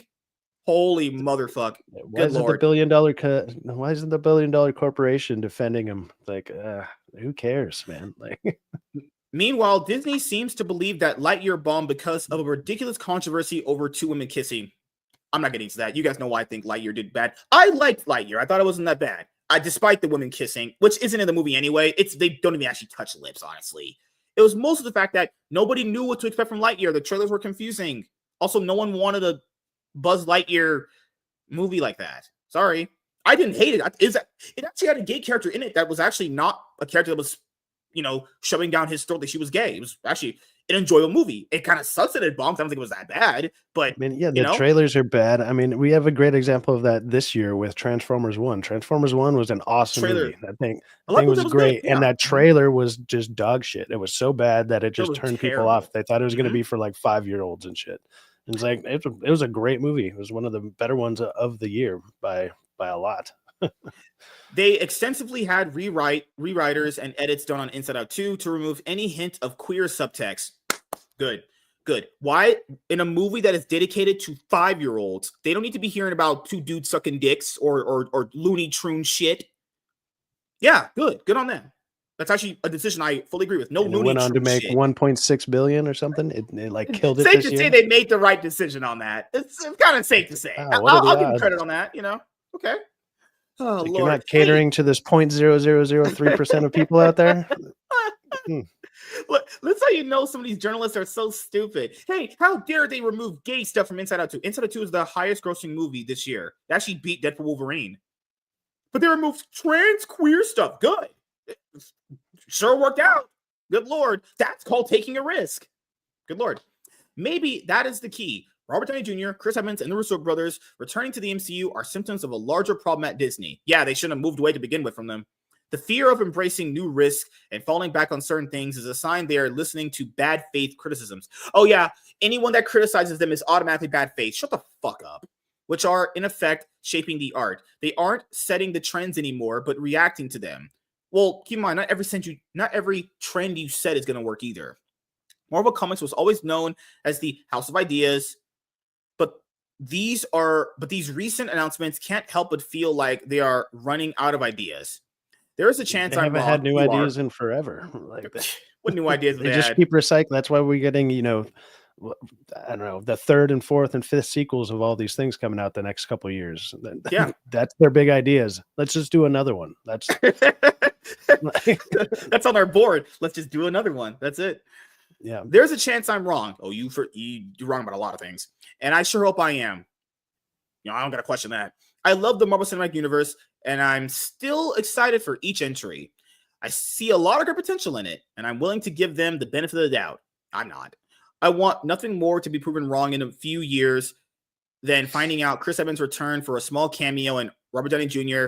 is great as Dr. Doom. Nothing would make me happier. But what would really make me happy is for the MCU to not forget the foundations that built this franchise, taking risk and not relying on what was safe. The MCU franchise is streaming on Disney Plus. Well, it's not really about what's good Lord, holy fucking shit. They did take a risk by doing all this to begin with. Like they didn't know Iron Man was going to be killing these guys lack self-awareness. Everything that you've seen from Phase, because people think Endgame ends phase 3. No, Far From Home ends phase 3. So everything after Far From Home is a risk. All of it failed. Most of it. I would say a good 90% of it failed. 95% by being really, really honest and genuine there. That's all risk. All that's risk. So they Well, need to make a different risk. Even with their successful numbers, if they want to claim on it with like Doctor Strange and stuff, is anybody excited for a Doctor Strange 3? Like, is anybody like, oh, dude, after that one, I gotta see what happens next? Like, yeah, I love seeing Doctor Strange get fucking cucked out by his ex-girlfriend, getting BBC'd out by Tyrone. Yep, sure gotta watch that third one. I love watching Thor: Love and Thunder. Yeah, that movie where Thor is a complete, actual wasted piece of shit. Yeah, where he goes on, he goes on his 4th journey of self-discovery. Yes, yeah. What? That's all the story was again. It's just like, I gotta go out and find myself. That's what he does in every single fucking movie. And this is why these journalists lack self-awareness. Every movie itself is a risk. You don't know how it's gonna work with people. Every movie you do is a risk. Every single one of them are. This whole thing is a giant risk because, you know, Paramount took the risk on the MCU, not Disney. Paramount did it first. Now they're at the point where, you know, the risks they're taking aren't paying off because they're not making good decisions. That's the reason why they're failing. But get you guys' closing thoughts on this before we go to the next topic. Gray, what about you? Yeah, go for it. Yeah, I don't know. It could be cool depending on how they're going to use the characters. The Robert Downey Jr. thing does not quite scare me as much as I guess it's scaring some. There's a couple ways that you could use him as Doom that's going to work out really awesome if they kind of go along the comic lines. But man, I don't know. I think they have been banking on a lot of the kind of wrong stuff in this. I could care less whether Chris Evans comes back or not. But I don't know. I guess I don't know who he's coming back as. When I first heard RDJ is coming back, sounded like shit to me. Didn't really excite me, but I don't know. Kind of hearing what they could do with this, man. I'm cool with it, but I think they've made the wrong choice so many times. I'm really not excited for much more coming out of Marvel right now. I think I got like 2 of them on there. So on my list for 2025 that I actually care about, and yeah, they're releasing a lot more than that this year. So yeah, I don't know, man. Yeah, that's one of them that's on my list, and Fantastic Four is tentatively on there. But that's about it. X-Men 97 has a to be announced date of somewhere in 2025, supposedly. So I guess there's actually 3 things. But man, it's going to be an uphill battle to get me back on board with Marvel. But I hope they can do it. It sounds like they are going a slightly different direction. So I'm looking for it. Looking forward to them actually changing what they have been doing. I'm looking for some sort of change. But we'll see if they're actually going to do it. Cyfax, what about you? Chris Evans, RDJ, excite you for the MCU going for Doomsday and Secret Wars? No. When that was announced, I was just like, oh, that sounds lazy and ridiculous. And at first I was wondering how they're going to do it. And it sounds like, well, they're just doing it in another universe. But it's like, I got that movie pass, so I just go see every new movie that comes out anyway. So it's like, I'm still going to see this stuff, but it's like, none of it excites me. Nothing like, I don't really look forward to it. So I don't really care either way, but I'm hoping it does good. Fantastic Four could be really cool. It could be, it might be.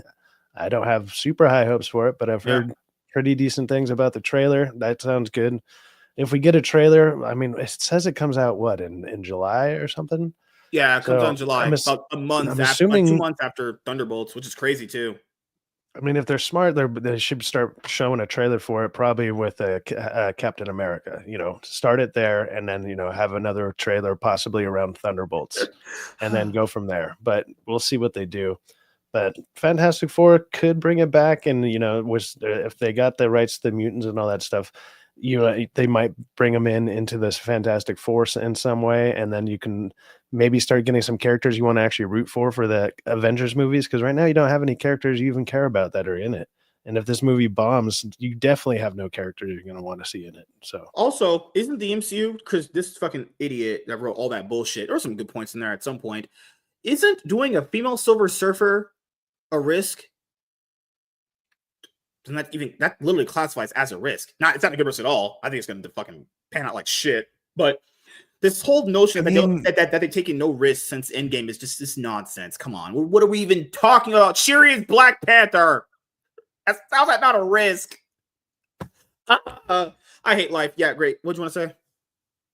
I was gonna say sort of. I was just gonna debate you on the Shala Ball thing, but I hate you. whatever. She's just a herald of Galactus. It's been done before. That's in the comics, but I don't know how they're gonna do this with this other world that they're doing the Fantastic Four in. So we'll see.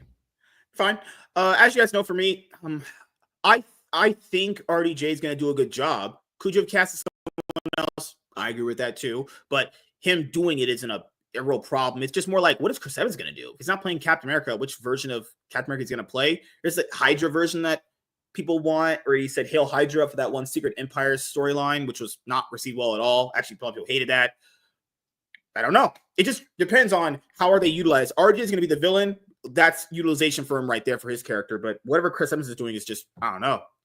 Are they coming back for a paycheck? Yeah, they are. We know what RDJ is. They didn't come back for free. I mean, if Haley Atwell is going to be in it, they might try to bring back like the Her female tits. Captain America, Oh, like no. what they did Oh, in no. Doctor Strange Mom. They might try to bring that one in, you know, something like that, or another version, because that one obviously died. But that, or it could be in that universe before all that stuff happens. So like, who She's knows? Captain Britain. Oh, fucking kill me now. Yeah. Oh, Lord. So hopefully it works out for the MCU when we see this movie in 2026, actually. So thank you guys for checking out this video. If you guys are returning viewers or new viewers, then please consider subscribing to the channel if you have not already. Leave a like on this video if you enjoyed it and comment down below. Also, make sure you guys hit the notification bell. That way you guys can get notified on whenever I upload a brand new video or go live. I'm MSK, aka Master Swag King. Signing out, guys. See you guys later. Peace. Ooh, time for the big one.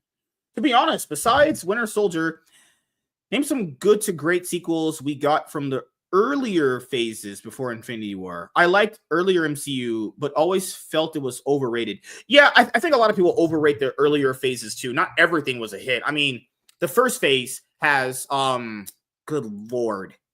Well, almost every second in any of them sucks because they did the Marvel thing where it was greenlit before they talked to the director, before they talked to the writer, before they Iron Man talked to 2, the actor. big one. Yeah, right they were there. writing it on actual set. I like a lot of the people involved in that. Don't like that film. And then it kind of kept going that way. You mentioned Thor: Dark World. Yeah. It just kind of keeps going. The second fair, one in that was most Patty of these was Jenkins. not well. Patty Jenkins last minute decided she wasn't going to do it, so they hired a guy that directed an episode of Game of Thrones, and then that ended up fucking failing. He's done a lot of good television, so I don't know, but it was last minute, and then again, I like a lot of the people involved in it, but man, I don't like a lot of the number twos and almost anything, even Guardians too. Like it just feels like the sequel's kind of a step back in most of them. Yeah, Ant-Man 2 was in phase 3, and that was yikes.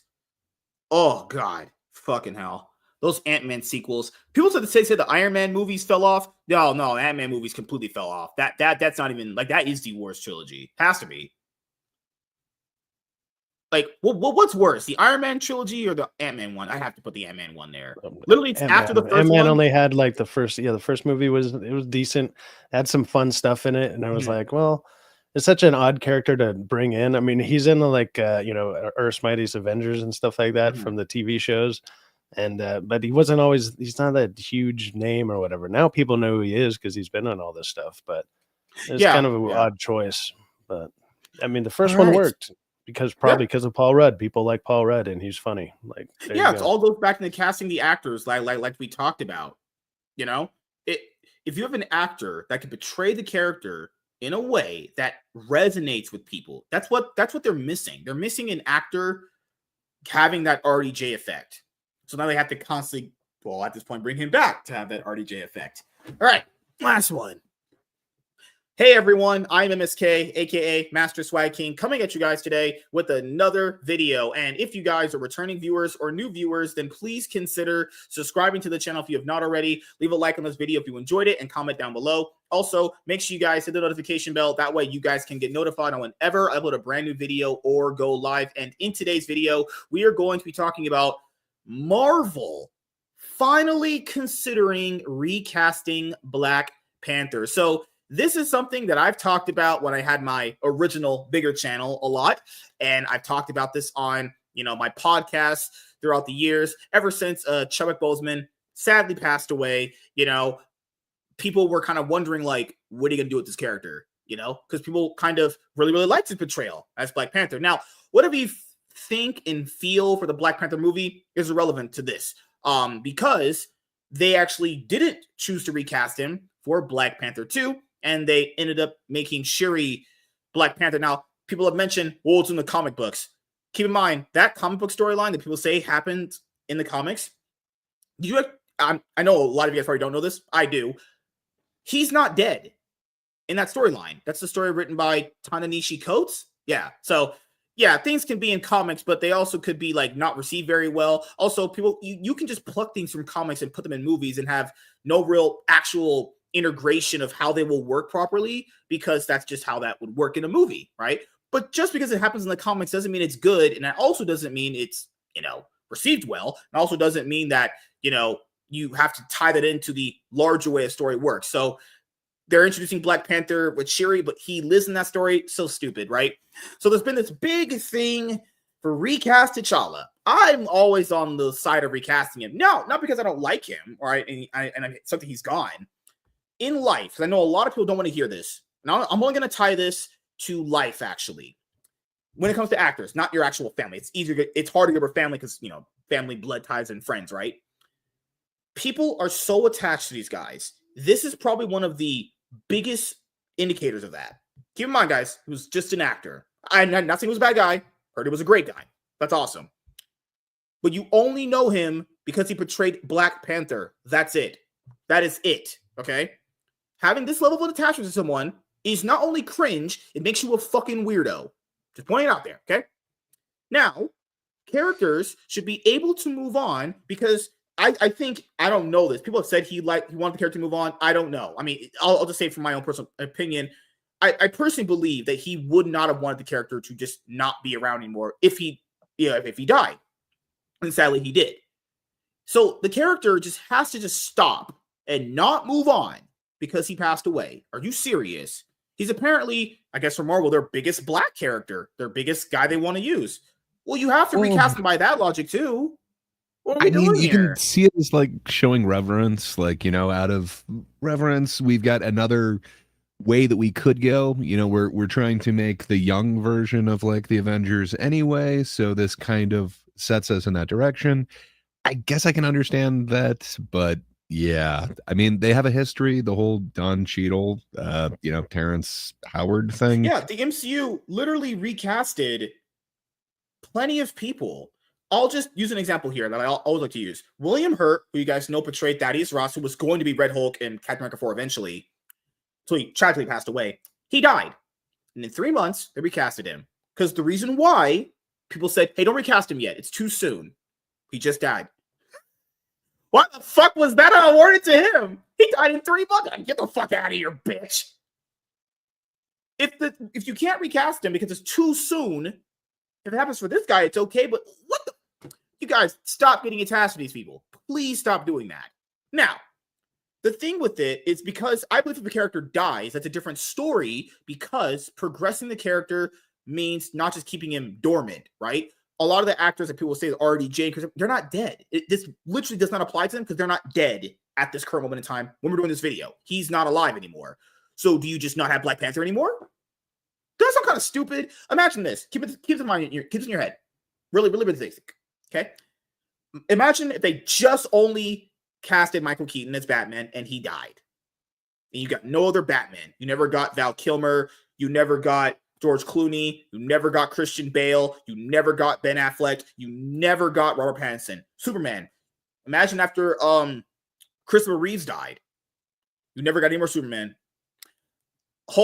Many characters. Okay, guys? It's ridiculous. Yes, you are going to recast someone and they might not be as good as someone else. True. That's the risk. But you can't just not have the character exist. Come on.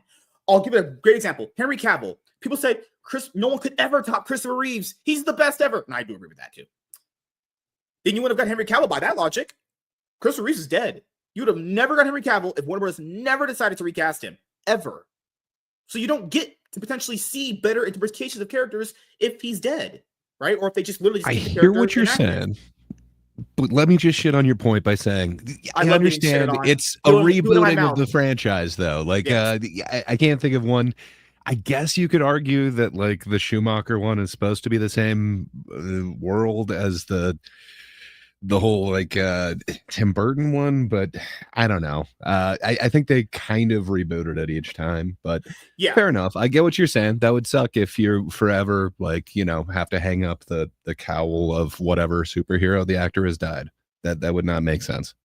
Yeah, and I think the other point people have brought up is that this is a different version of like, because DC's different. They have like different versions of the characters portraying in different movies. It's not really that. It's more like it's just the character aspect. It's not the version that they're playing. It's not the movie itself. It's that you're keeping the character alive because the character is big enough and it can transcend time. There was Black Panther fans before Chadwick was ever a thing, ever even born, ever even alive. Okay. Same with Joker, same with Superman, same with Spider-Man, all this stuff. People say, "Oh, I love Andrew Garfield." You would never have gone Andrew Garfield if they never recast Tobey Maguire after Spider-Man 3. You never get these people. It's just a character, not the version of the character. The actual character gets to progress and move forward. So we finally get some update on recasting T'Challa for Black Panther 3 because I think Denzel Washington said he was going to be in it. Marvel Studios is reportedly firmly open to recasting T'Challa in the MCU 5 years after Chadwick Boseman's death. A surprising Black Panther report claims the Marvel Cinematic Universe could have a new T'Challa in the near future. Chadwick Boseman debuted as T'Challa in 2016's Captain America Civil War. He would go on to lead Black Panther, which was the MCU's first movie to be nominated for Best Picture at the Academy Awards. That's Lord. I don't hate Black Panther. I thought it was fine, but Best Picture, you're tripping. You're actually out of your mind. And appear in Avengers films. And what if Sally Boseman died after a quiet battle with colon cancer in 2020? Out of respect for the actor, Marvel decided to not recast T'Challa, with the character dying off screen in Black Panther: Wakanda Forever, but that could change. It's okay. I'll say this here. They decided not to recast a character that they know resonates with a lot of people. I mean, I don't get it. They know this character means so much to people. Just not giving them T'Challa is just, I think, stupid in my opinion. But who knows? That's just my biased opinion. I mean, more than likely, what they'll do is because of the Fantastic Four thing, because it's in a different universe. Recasting him would actually be like how some of the people in the comments have been saying. It's going to be a different iteration. It's going to be a different world. It probably won't be the same universe. They should kind of get rid of that universe, start it over with the Fantastic Four, and bring in like the X-Men in that one. Yeah, and then go from there. That would be the smartest. That's their best idea. And it all gets rebooted. Also, to tackle on to your guys' points with a different version of the character plays, just keep in mind, guys, from a base logic point of view for actors, any actor taking on some of these roles is going to put their own spin on it. You might not like it all. I don't like some of them, and there's certain types of portrayals, but they would be playing a different version of that character regardless of its iteration in said movie, series, or universe, because it's literally an entirely new person portraying the character. So, like Christian Bale, it's not going to portray the same Batman that Ben Affleck is. It's just going to be how it's different, Like Professor X, James McAvoy, Professor X is not the same as what's the guy's name? Patrick Stewart's. Michael Fassbender's is not the same as Ian McKellen's. It's just kind of how that works when you have different actors doing different things. But at least you kind of get to decide which one you like more. Most people kind of like all of them, but that's how it works. According to the Insider, Marvel Studios is keeping the door open to recast T'Challa through the multiverse. The report also claims that an actor was offered the role last fall, a couple of months after Robert Downey Jr. was announced to play Dr. Doom in the MCU, but he passed on replacing Black Panther actor Chadwick Boseman in the future MCU movies. The report also states that it is unclear whether the new T'Challa will show up in either of the next two Avengers films. But with Black Panther 3 confirmed, T'Challa is likely to be a part of it. Here's the quote. Oh, there's a lot of it. With Marvel reshuffling the deck in advance of Avengers Doomsday and Avengers Secret Wars, and Robert Downey Jr. coming back not as Iron Man, but as Dr. Doom, I'm told that the door is firmly open for T'Challa to be recasted via the magic of the multiverse. I heard that an actor was actually offered the role this past fall. a couple of months after Downey's big reveal at Comic-Con, but they turned it down, not wanting to jeopardize their career momentum by stepping into Boseman's gigantic shoes, which may be too big to fill, even for Hollywood's most talented Black actors. Now, it's unclear whether T'Challa will appear in Avengers Doomsday or Avengers Secret Wars, but I think it's fair to assume that whomever is cast as the character will reprise the role in Black Panther 3, which has been discussed by everyone from Ryan Coogler to Denzel Washington, you know? And that's kind of the thing there, is the only reason why I would even somewhat agree that they can't recast someone right now is because there's a lot of pressure to portray Black Panther. But I just want to keep this in mind, guys. Whenever you got these big announcements for certain heroes like Batman, Superman, Spider-Man, all these big guys, there's inherent pressure on them regardless, because these are big characters, okay? The pressure is going to be there regardless. Like, if you're not going to recast them because of pressure, that's, I don't know, at that point. I really don't even know what are you even trying to do. The decision not to recast T'Challa after Chadwick Boseman's death was divisive. Oh yeah, it was. While some fans agreed that it's too soon to have another actor take over the role, there was some who thought T'Challa was too important of a character, both in the MCU and for representation in general, to be cast aside. He wouldn't be cast aside. It's called moving on. Also, for going over representation, you know what's crazy? Having an awesome Black male role model not in the movies would be not good for representation, right? But representation is stupid, to be honest here. 5 years after 5 years after Boseman's tragic passing and 3 since Black Panther Wakanda Forever saw T'Challa die, it makes sense for Marvel Studios to be looking at ways to bring the beloved character back, which the latest Black Panther movie already explored at the very end. Black Panther Wakanda Forever's post-credit scenes introduced a new T'Challa to the MCU, T'Challa and Nikita's son, Toussaint? Oh, good lord. It was revealed that this Wakandan name was the same as his father's. On Twitter, Luke Cage showrunner Chio Hodari Coker explored the MCU's options to recast the character who appeared in some of the MCU's best movies. Keep in mind, they didn't want to recast T'Challa, but then they recasted him with a brand new character. So that is, man, good lord. Crazy. Hear me out, guys. That's recasting.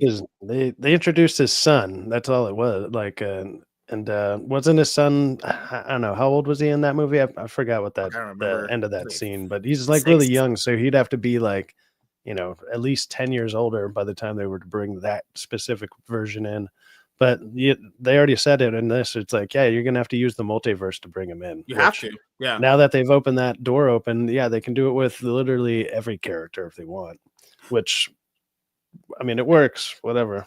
I guess so. No stakes anymore. And to be fair, this is why people criticize comics too. There's no stakes. You know, at some point they're coming back. At some point they are. As Coker notes, T'Challa's son could go on to take his father's place, and Marvel has already introduced time travel to the franchise, so it could happen. The Luke Cage showrunner also explained how easily the multiverse could be used to debut a new T'Challa from another universe, explaining why he does not look like Boseman. According to the MCU report, that seems to be what Marvel is doing. I agree that it would be too soon to recast T'Challa from Black Panther Wakanda Forever. He wasn't, good lord, he wasn't even in it. Chadwick was not in that movie. Last movie he was in was Avengers Endgame. It wasn't Wakanda Forever. What's wrong with you people? Didn't they kind of mess up the possibility of the multiverse thing though with Deadpool and Wolverine? I mean, you'd have to make that basically not canon, because if certain characters aren't in their own universe, it starts deteriorating their timeline or whatever. Didn't they do that in Deadpool Wolverine? So they kind of like messed that whole idea up. You'd have to like bring him in for a minute and then shoot him back. Yeah. They're kind of expanding upon that whole thing, but I mean, like, we're working up to Battle World, which, you know, Deadpool Wolverine kind of had a version of with their, I don't know, but it should be somewhat of a similar story. But like, once everything kind of comes to this one point, it does seem like you would probably reopen it again. So I don't know. I'm assuming that everything's going to get rebooted, and then that way you can bring all the new actors into they have to one reboot at some universe. Point. Yeah, I agree. The MCU movie handled Chadwick Boseman's death the best way it could, propping up Letitia Wright's Shuri and exploring Wakanda's grief over T'Challa's death. Yeah, but no one wanted her as Black Panther either. That's the thing too. Is like, okay, he's gone, so she gets to be Black Panther. It's like, well, no, that's a terrible decision. No one wants that. I'm sorry, 5 years after the actor's passing, I believe that the MCU can now look to the future and bring back T'Challa with a new star. Could have just did that with Wakanda Forever. He could have not be dead in the MCU either. I kind of thought they should have gave the Black Panther suit to what's his name, M'Baku or whatever, just because he's already in the universe and he's part of that stuff anyways. And he's black. And they all people like that. Same. People kind of like that character or whatever. I mean, I did. I like that actor. He's pretty funny. He's good. And it's not T'Challa anymore, but it's like it's still in the same universe. He's a part of like that world already. It could have worked. It would have been different, sure, but you didn't need to bring in like a whole new person. Just give him the suit and give him the flower or whatever. That's all you need for all the power, right? That's like that could have worked. I don't know. As the most famous Black Panther has become a cinematic icon who needs to shine again with the multiverse and Toussaint as possible explanations for the recast. Black Panther is in good hands. Hopefully. Now, I agree with recasting him. They should have just did it in Black Panther 2 to begin with. Well, there's going to be people's like fan castings or whatever, but I like the idea that they're going to recast him. You just shouldn't keep the character just not here because some people just get weirdly, cringely attached to actors, in a certain way, And keep in mind, the other actors we're talking about are still alive. He's not here, okay? You have to move on at that point. They did it with Red Hulk fast. It's crazy. And oh my god, in the Ant-Man franchise, the girl that grew up, his daughter, all got recasted every single time. In every single movie, yeah. Every She's single never movie. the same person. Yeah.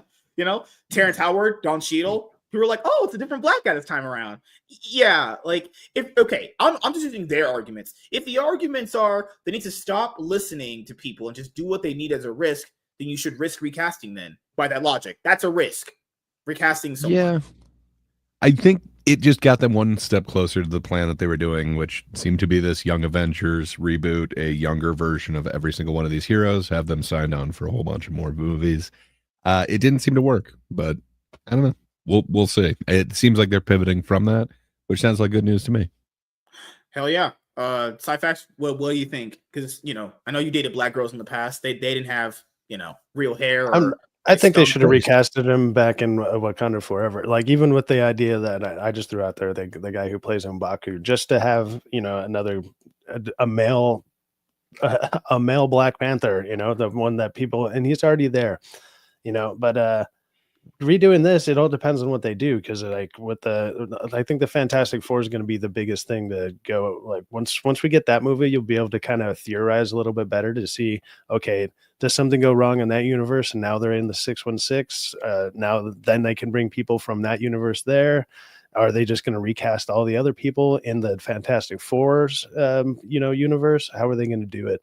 That's going to be the real telling thing because if they go forward with the Black Panther 3, set it in the other universe, then you're going to have two universes going on at the same time, which is fine, but not everyone's going to be able to follow it. They're going to be like, how is this like city that was in the 60s more advanced than what we got in this in this shit? Like what, people are going to be confused with that, like the regular.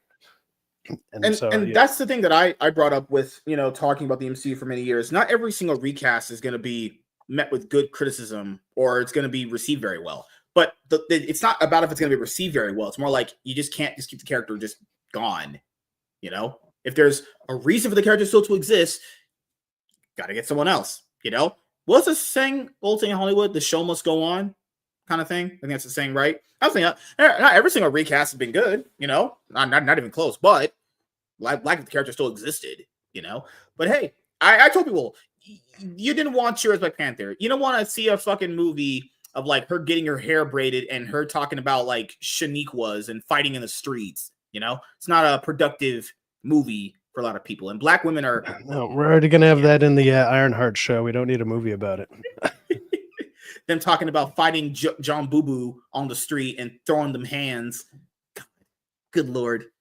But yeah, I'm fine with them recasting. They should have did it in Black Panther 2. Don't know why it took this long, but I guess since we're going to be here at this point now, we live in this timeline. We are. I mean, yeah, they should have done it then, and I mean, at least they've announced it that it seems like it's up in the air, or at least it's a possibility. Because originally it sounded like they just weren't going to do it at all, and they're Yeah. just going to try to leave Shuri as it. But I think it's not even the backlash. It's people are like, dude, you still need like a good, strong black superhero, like a male Yeah. black superhero. That's what I think they're 'Cause trying to they do say they with care the about Captain America. representation. They're trying to do the Captain Yeah. America thing. I just don't think it's going to work. This movie's not going to do well. Like, Yeah, there's keep in mind, no they good care about talk about it. they care about representation so much. They have a black Captain America now, but they're not going to recast the better black male character that they propped up. What level of logic is that? That makes no sense. Good Lord. Do you care about representation or not? We keep going back and forth on it always so much with these people because, good God, we live in a terrible, terrible timeline where the MCU's at. But yes, thank you guys for checking out this video. If you guys are returning viewers or new viewers, then please consider subscribing to the channel if you have not already. Leave a like on this video if you enjoyed it and comment down below. Also, make sure you guys hit the notification bell. That way you guys can get notified on whenever I upload a brand new video or go live. I'm MSK, aka Master Swag King. We're going to be signing out, guys. See you guys later. Peace. Wow. Awesome. Talk for a little bit longer, and then we'll head out. No, California is still doing pretty bad, guys. It's probably at You thought it 0% contained still. I was gonna say, you thought that broadcast would have gotten it all contained there, MSK? 0% contained. I hope it's not. Oh my God. Oh gosh.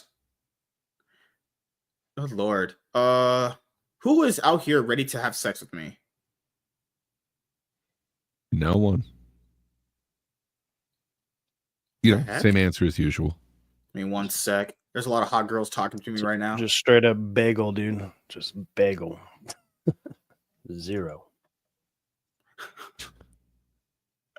Oh God. I know Kinda people wanted interested in us. the bagel idea for a minute.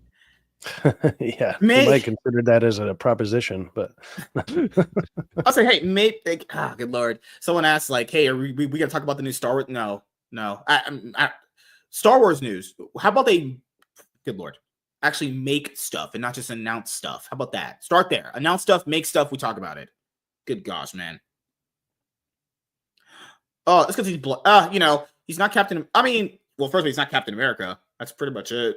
And I would have said the MCU should have just gave him Super Soldier Serum. If they gave him Super Soldier Serum, it's more believable he could be Captain America from a strength point of view. But people liked him being Falcon because that was a black character that people could get behind. Not for like representation, but it felt like they're essentially giving him another like white guy's character, and it's like he had his own character that people liked.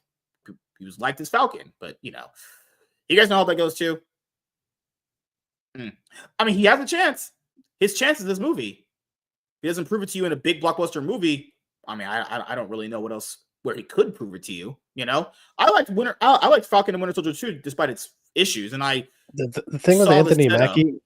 Thing with Anthony Mackie, I haven't seen him actually hold down a movie on his own, let alone even a TV show kind of on his own. Like, he's a decent actor, but he needs like other people around him usually. Yeah. And like one of the big ones that was a huge disappointment for me was Carbon Fiber season 2. Like, he's the main actor in it, and he couldn't even hold that show together. I mean, the writing kind of fell off too, but he doesn't have like the gravitas. He just doesn't have that presence where I'm like, I believe this guy can lead a whole movie. I don't know. I like him as an actor. The stuff I have seen him in, but he's always with other people. It's usually not just him kind of deal. I don't know how well that's going to really go over. I mean, this will be a telling thing for him for sure, but I don't know. It's about a month away, and then we'll know. Mm-hmm. Yeah, I mean, he could be a great race swapped. He could be. These are all possibilities, and we don't know if the movie's going to be good. We haven't seen the movie. I have only seen the first trailer. I couldn't tell you if it's good or bad. Walter's right with that one. The Twist of Metal, he was actually pretty decent in that too. But again, he has like supporting characters around him. It's like you mean that Clarence? one's definitely he definitely leads that one a lot better. But I don't know. Maybe we'll see how it is with this movie. I can't think of a movie I've seen him in that he was like, I'm the lead actor for sure, and it was really good. So,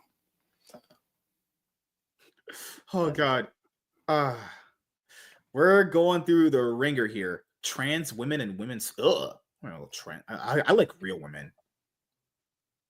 I'm cool with the real. What do you mean by real? One's born with vaginas, Gray. Are you doing air quotes when you say that? My hands are right here. What are you talking about? Okay. Gosh. What else is there? No, I mean, we got a lot of great videos done. Thanks for all the help, you fucking clout chasing fucks. What else we got? No, on Saturday we'll probably just do we'll be more like chilling on Saturday than anything, unless any other news I want to cover. I usually covering the stuff on Wednesday and Monday because it gives me time to, clip stuff out and edit it and put up the videos, because I don't even know how the videos did today. I'm gonna look right now. I'll see how they did. I'll check out the comic book one first, because you guys got to believe me. There's a lot of women messaging me. They really want to see me. Really don't believe you. Why don't you First, believe about the me? women part. Second, don't that get a there's a lot lot of of kick them. Yeah, there's a lot of things that don't add up in that statement that you just made. What do you mean? Again, a lot of them, like a lot compared to who? Compared to your usual? So does that mean one is emailing you? And then women? What do you mean by that? Are there air quotes with that? Definitely not There's air just a lot of quotes. things. My And then- hands are firmly on my desk right now. Yes, I'm glad you said desk. I was a little concerned there for a minute. But, you said that we have to trust you. There's just a lot of things that really don't add up in your statement. Yeah, There. like if you were to sit there and say I'm responding to a bunch of sexual harassment claims from work from women, I would believe you. Yeah, it makes complete and utter sense. That would add There's up. just a logic and math to that. Yeah, that adds up. There's logic to when I talk. Crazy. I always have logic when I talk. I talk with facts. Give me one No one second believes here. you. Why don't you believe me? The past. The past should literally convince you that I can do it. Actually, No, it just prevents me from trusting. That's all. It's kind of like when we watch Marvel trailers. It's like, you're not selling me on this at all. Like, There is kind of a similar track record. oh gosh, give me one moment here. The track record is, hey, could I not die here when watching these movies? That's our track record. I like Steve Rogers' reason for giving Falcon the shield, and also the inner conflict Falcon had in the TV series that he wasn't Captain America. Kind of wish they touched upon it more in the show. Yeah, these are things they could do good in the movie. I'm not saying they aren't or they can't. I just hope that they do. But They had to focus on the Winter Soldier. Come on. yeah, the Winter Soldier He's was there fucking too. great. Yeah. Ugh. We'll see how it pans out, everyone. We'll see what happens, because the MCU was in a great position, right, guys? Movies make a lot of money. Fans are happy. Can't be any better, right? considering I've actually heard things about Thunderbolts from people who have seen that, and they actually, for the most part, they're like, it's kind of fun. But I've heard literally zero about Captain America, and that one's coming out much sooner. I'm like, Coming out in like a few weeks. what is going on with that movie?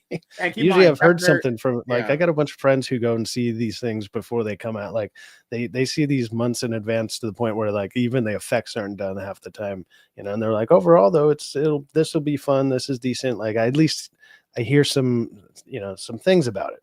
Nothing with this one. Nothing I've heard yet. Yeah, and we know it's in some trouble because they had a whole movie already ready to go, scrapped it almost entirely, many reshoots and stuff like that. Like these can't be good, guys. These can't be good signs. Or maybe the reshoots made it better. Keep in mind, we don't know until we watch the movie. What people have to understand is that we are just talking and giving our opinion. We don't know until we see the product, and we still have to judge the product based off our own way we look at movies. Actually, like a lot of people just do this too, and it's so cringe. They're like, how dare you talk about our movies? You've been talking shit. This has existed forever. Talking shit has existed since the dawn of time.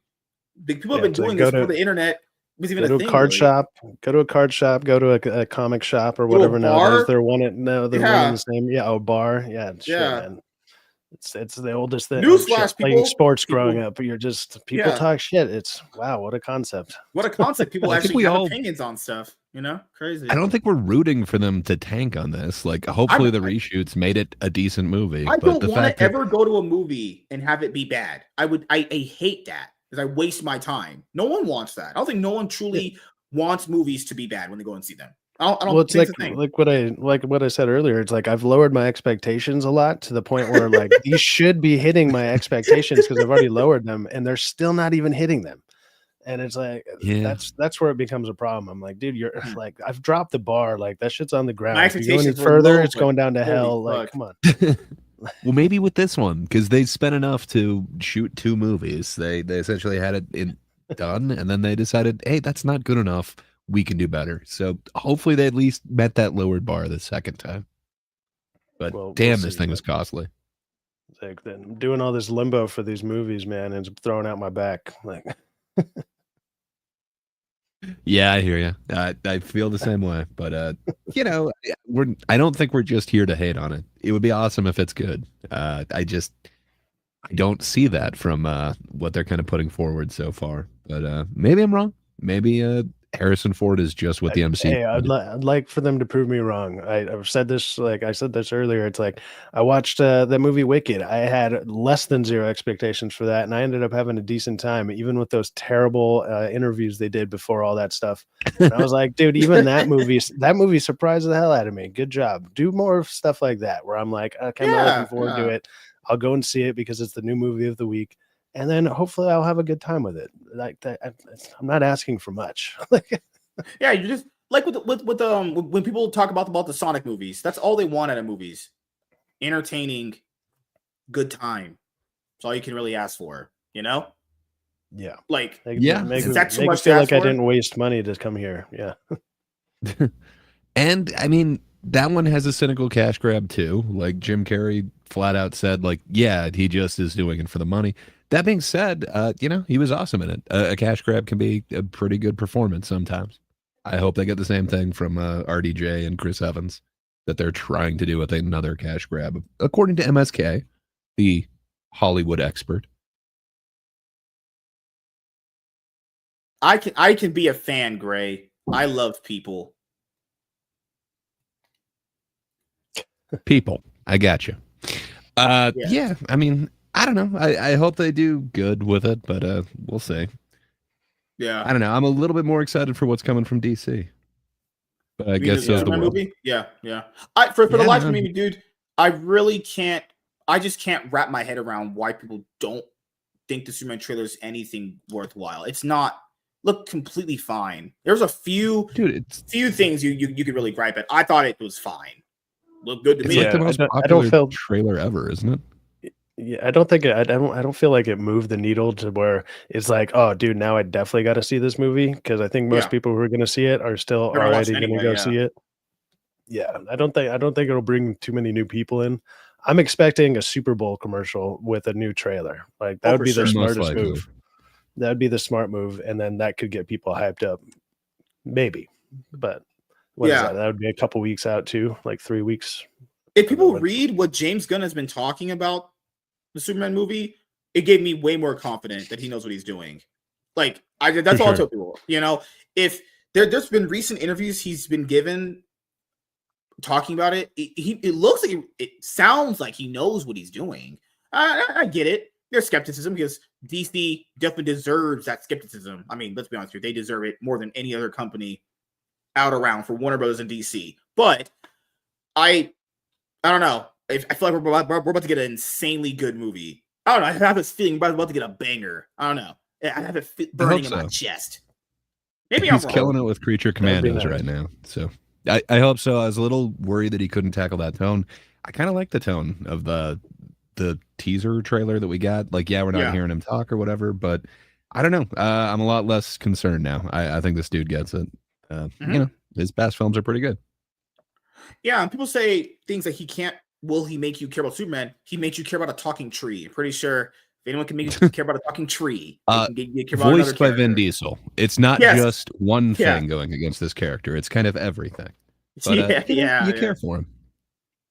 I know Godful mentioned that it's going to be forgettable. No. Anything Superman related is not forgettable. People are going to be talking about this movie forever. This will be the least forgettable movie. Even if it's deemed forgettable as far as like other ones that came out, there's no way it'll be forgettable. Absolutely no way. This will be talked about forever. You know, that is not happening. But hey, I have faith in James Gunn. I do. Call me a James Gunn lover. I like I most of believe his every movies Gunn. for the most part, and I can't really think of one movie that he's done that I'm just like, I fucking hate that movie. Right? Like Yeah. most of them, I'm always like, dude, I usually have a good time at the worst. Or I'm at like, least okay, superhero that was related, still a right? 7 usually. Like he does pretty good stuff for the most part. But Yeah, when people they when are people usually say, ensemble casts, so that could be a yeah, thing too. when people say that he can't do serious scenes, are people paying attention? In the Suicide Squad movie, there's a serious scene where Killer Shark or King Shark can't travel with them in that bar when they need to do that thing that they needed to do, and he was sad that he couldn't go and interact with normal humans. When people say he can't do serious scenes, I'm like, are you paying attention? Like, literally, Well, Peacemaker and then shot that his one dad in too. the head. In that one, they make you care about a girl named Ratcatcher. Like, Yeah. Yeah. In Peacemaker, he shot his racist dad in the head and killed him, and Peacemaker broke down. And it's just so I don't get it. If anyone says he can't do serious scenes, they're just either literally not paying attention or you're just perpetuating a talking point, because that's not true. It's just literally not true at all. You know, the whole Yondu scene. He might be not your dad line he put out. You know, I don't get it. People are just, I don't know. Fucking hell, man. And keep in mind, it's also harder to do ensembles than singular characters. 3 Guardians movies, Suicide Squad, the only singular character was Peacemaker. It's harder to do ensembles, guys, because there's way more characters that need he attention. kind of had a bunch of characters in that too, though. But yeah. Like I've not seen Guardians 3, but I know I've seen everything else. I've liked everything he's done so far. I couldn't possibly think of a world he couldn't have done Superman in a good way, you know. Rick Flag. Oh my god. Oh Lord. No, Rick Flag Senior, man, Frank Grillo, he's killing it on Oh, Creature yeah. Commandos, and they're gonna Yeah. bring him into live action in the near future. So, oh yeah, Creature Commandos, I was kind of iffy on the first couple episodes, but it has gotten better. Like it's gotten a lot better over the last couple of episodes. Like I'm dude, like, he made okay, me I can feel see for the weasel and the robot. Like I don't know, he's got me. Yeah. Yeah, and you can see where it could be like a pretty good epic conclusion here to what's going on with that big kind of fight that's coming up. I hope so. We'll see. I want it to be good. I want it to, bring it back around because I'm kind of somewhere in the middle on that one. But I haven't not liked all of it. I'm not sitting there just hating it while I'm watching it. Plus, it's only 20-something minutes. It's not a hard watch. Yeah. All right, we'll go with outros. Gray, what you got planned coming up that you would like to let the audience know about? Yeah, so a stream with a bigger YouTuber in the near future, going over like the end of the year, our top movies, bottom movies, and surprises. So that should be fun. And then to kind of accompany that on my actual channel, hey, I'll actually have a video out sometime soon. But not just 1, but 3. Rounding out my actual top 10 list, my bottom 10 list, and most surprising movies of 2024. I think I'm at 169 right now. So I saw way too many movies last year. It kind of surprised me how many good ones there were. So a lot more to talk about than most years. But that's about it. Yeah. It's the same thing when people say there's not good movies that come out. Well, keep in mind, I truly don't believe this when people say this. You're not watching every movie. It's like when people say, no, all I comics are scratched the bad. surface of them. Yeah, it's like people say all the comics are bad. You don't read all the comics. You can't. It's impossible to read every single comic that comes out weekly. It's literally impossible. True. Based off just, financial resources that you would need to have, And when people are like, oh my God, why? They should stop making sequels. Guys, every single highest grossing movie this year was a sequel. Oh, people just be talking out their ass. I love it. I absolutely love it so much. We had Wild Robot. That one wasn't a sequel, but it's going to be a franchise. But either way. Yeah, I've heard that Right, was that's good. about all I got going on. Are you doing it's kind of awesome. Oh yeah, Thinkers in the Morning. I don't know exactly what we are, but go over to that darn Kiddos channel.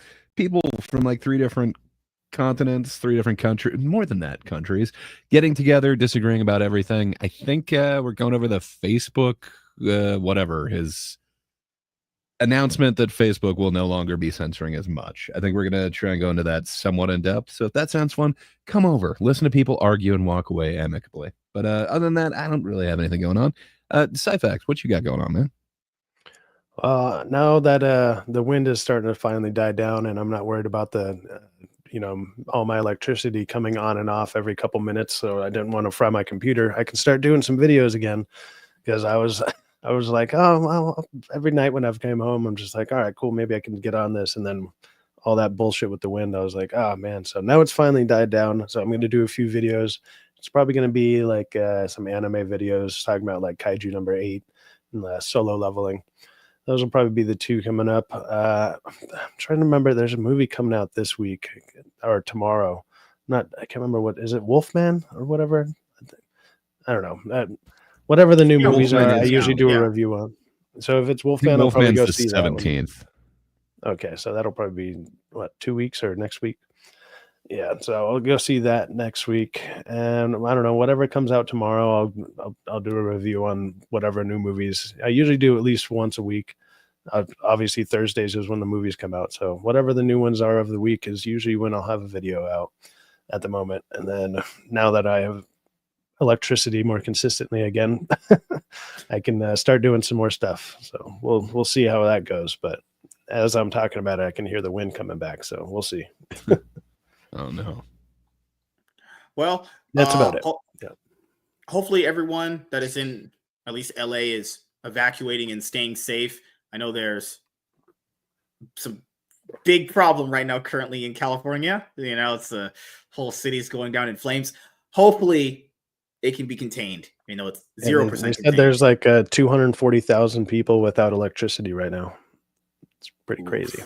It's getting crazy. So make sure you guys stay safe. And, it sucks losing precious belongings. I for sure know how you feel about that. I had a house fire at one point in my life too. So I know how you feel. But keep yourself safe. You yourself cannot be replaced. Your belongings can.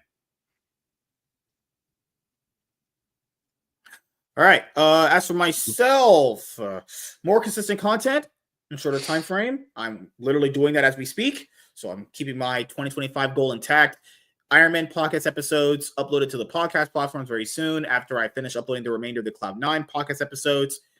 And then the MSK show episodes will be up there too. So yeah, I have quite a bit more episodes to do of this show Thursday. And the Cloud9 podcast has to come back tomorrow as well, because the season is starting very, very soon. So we're going to have a really, really busy schedule. But that's fine. I like being busy. I love doing what we got to do here. But yes, everyone stay safe out there if you're in California or LA. And yeah, our city is ran by complete literal retards. So yes, thank you guys for checking out this episode of the MSK Show, and we'll see you guys later.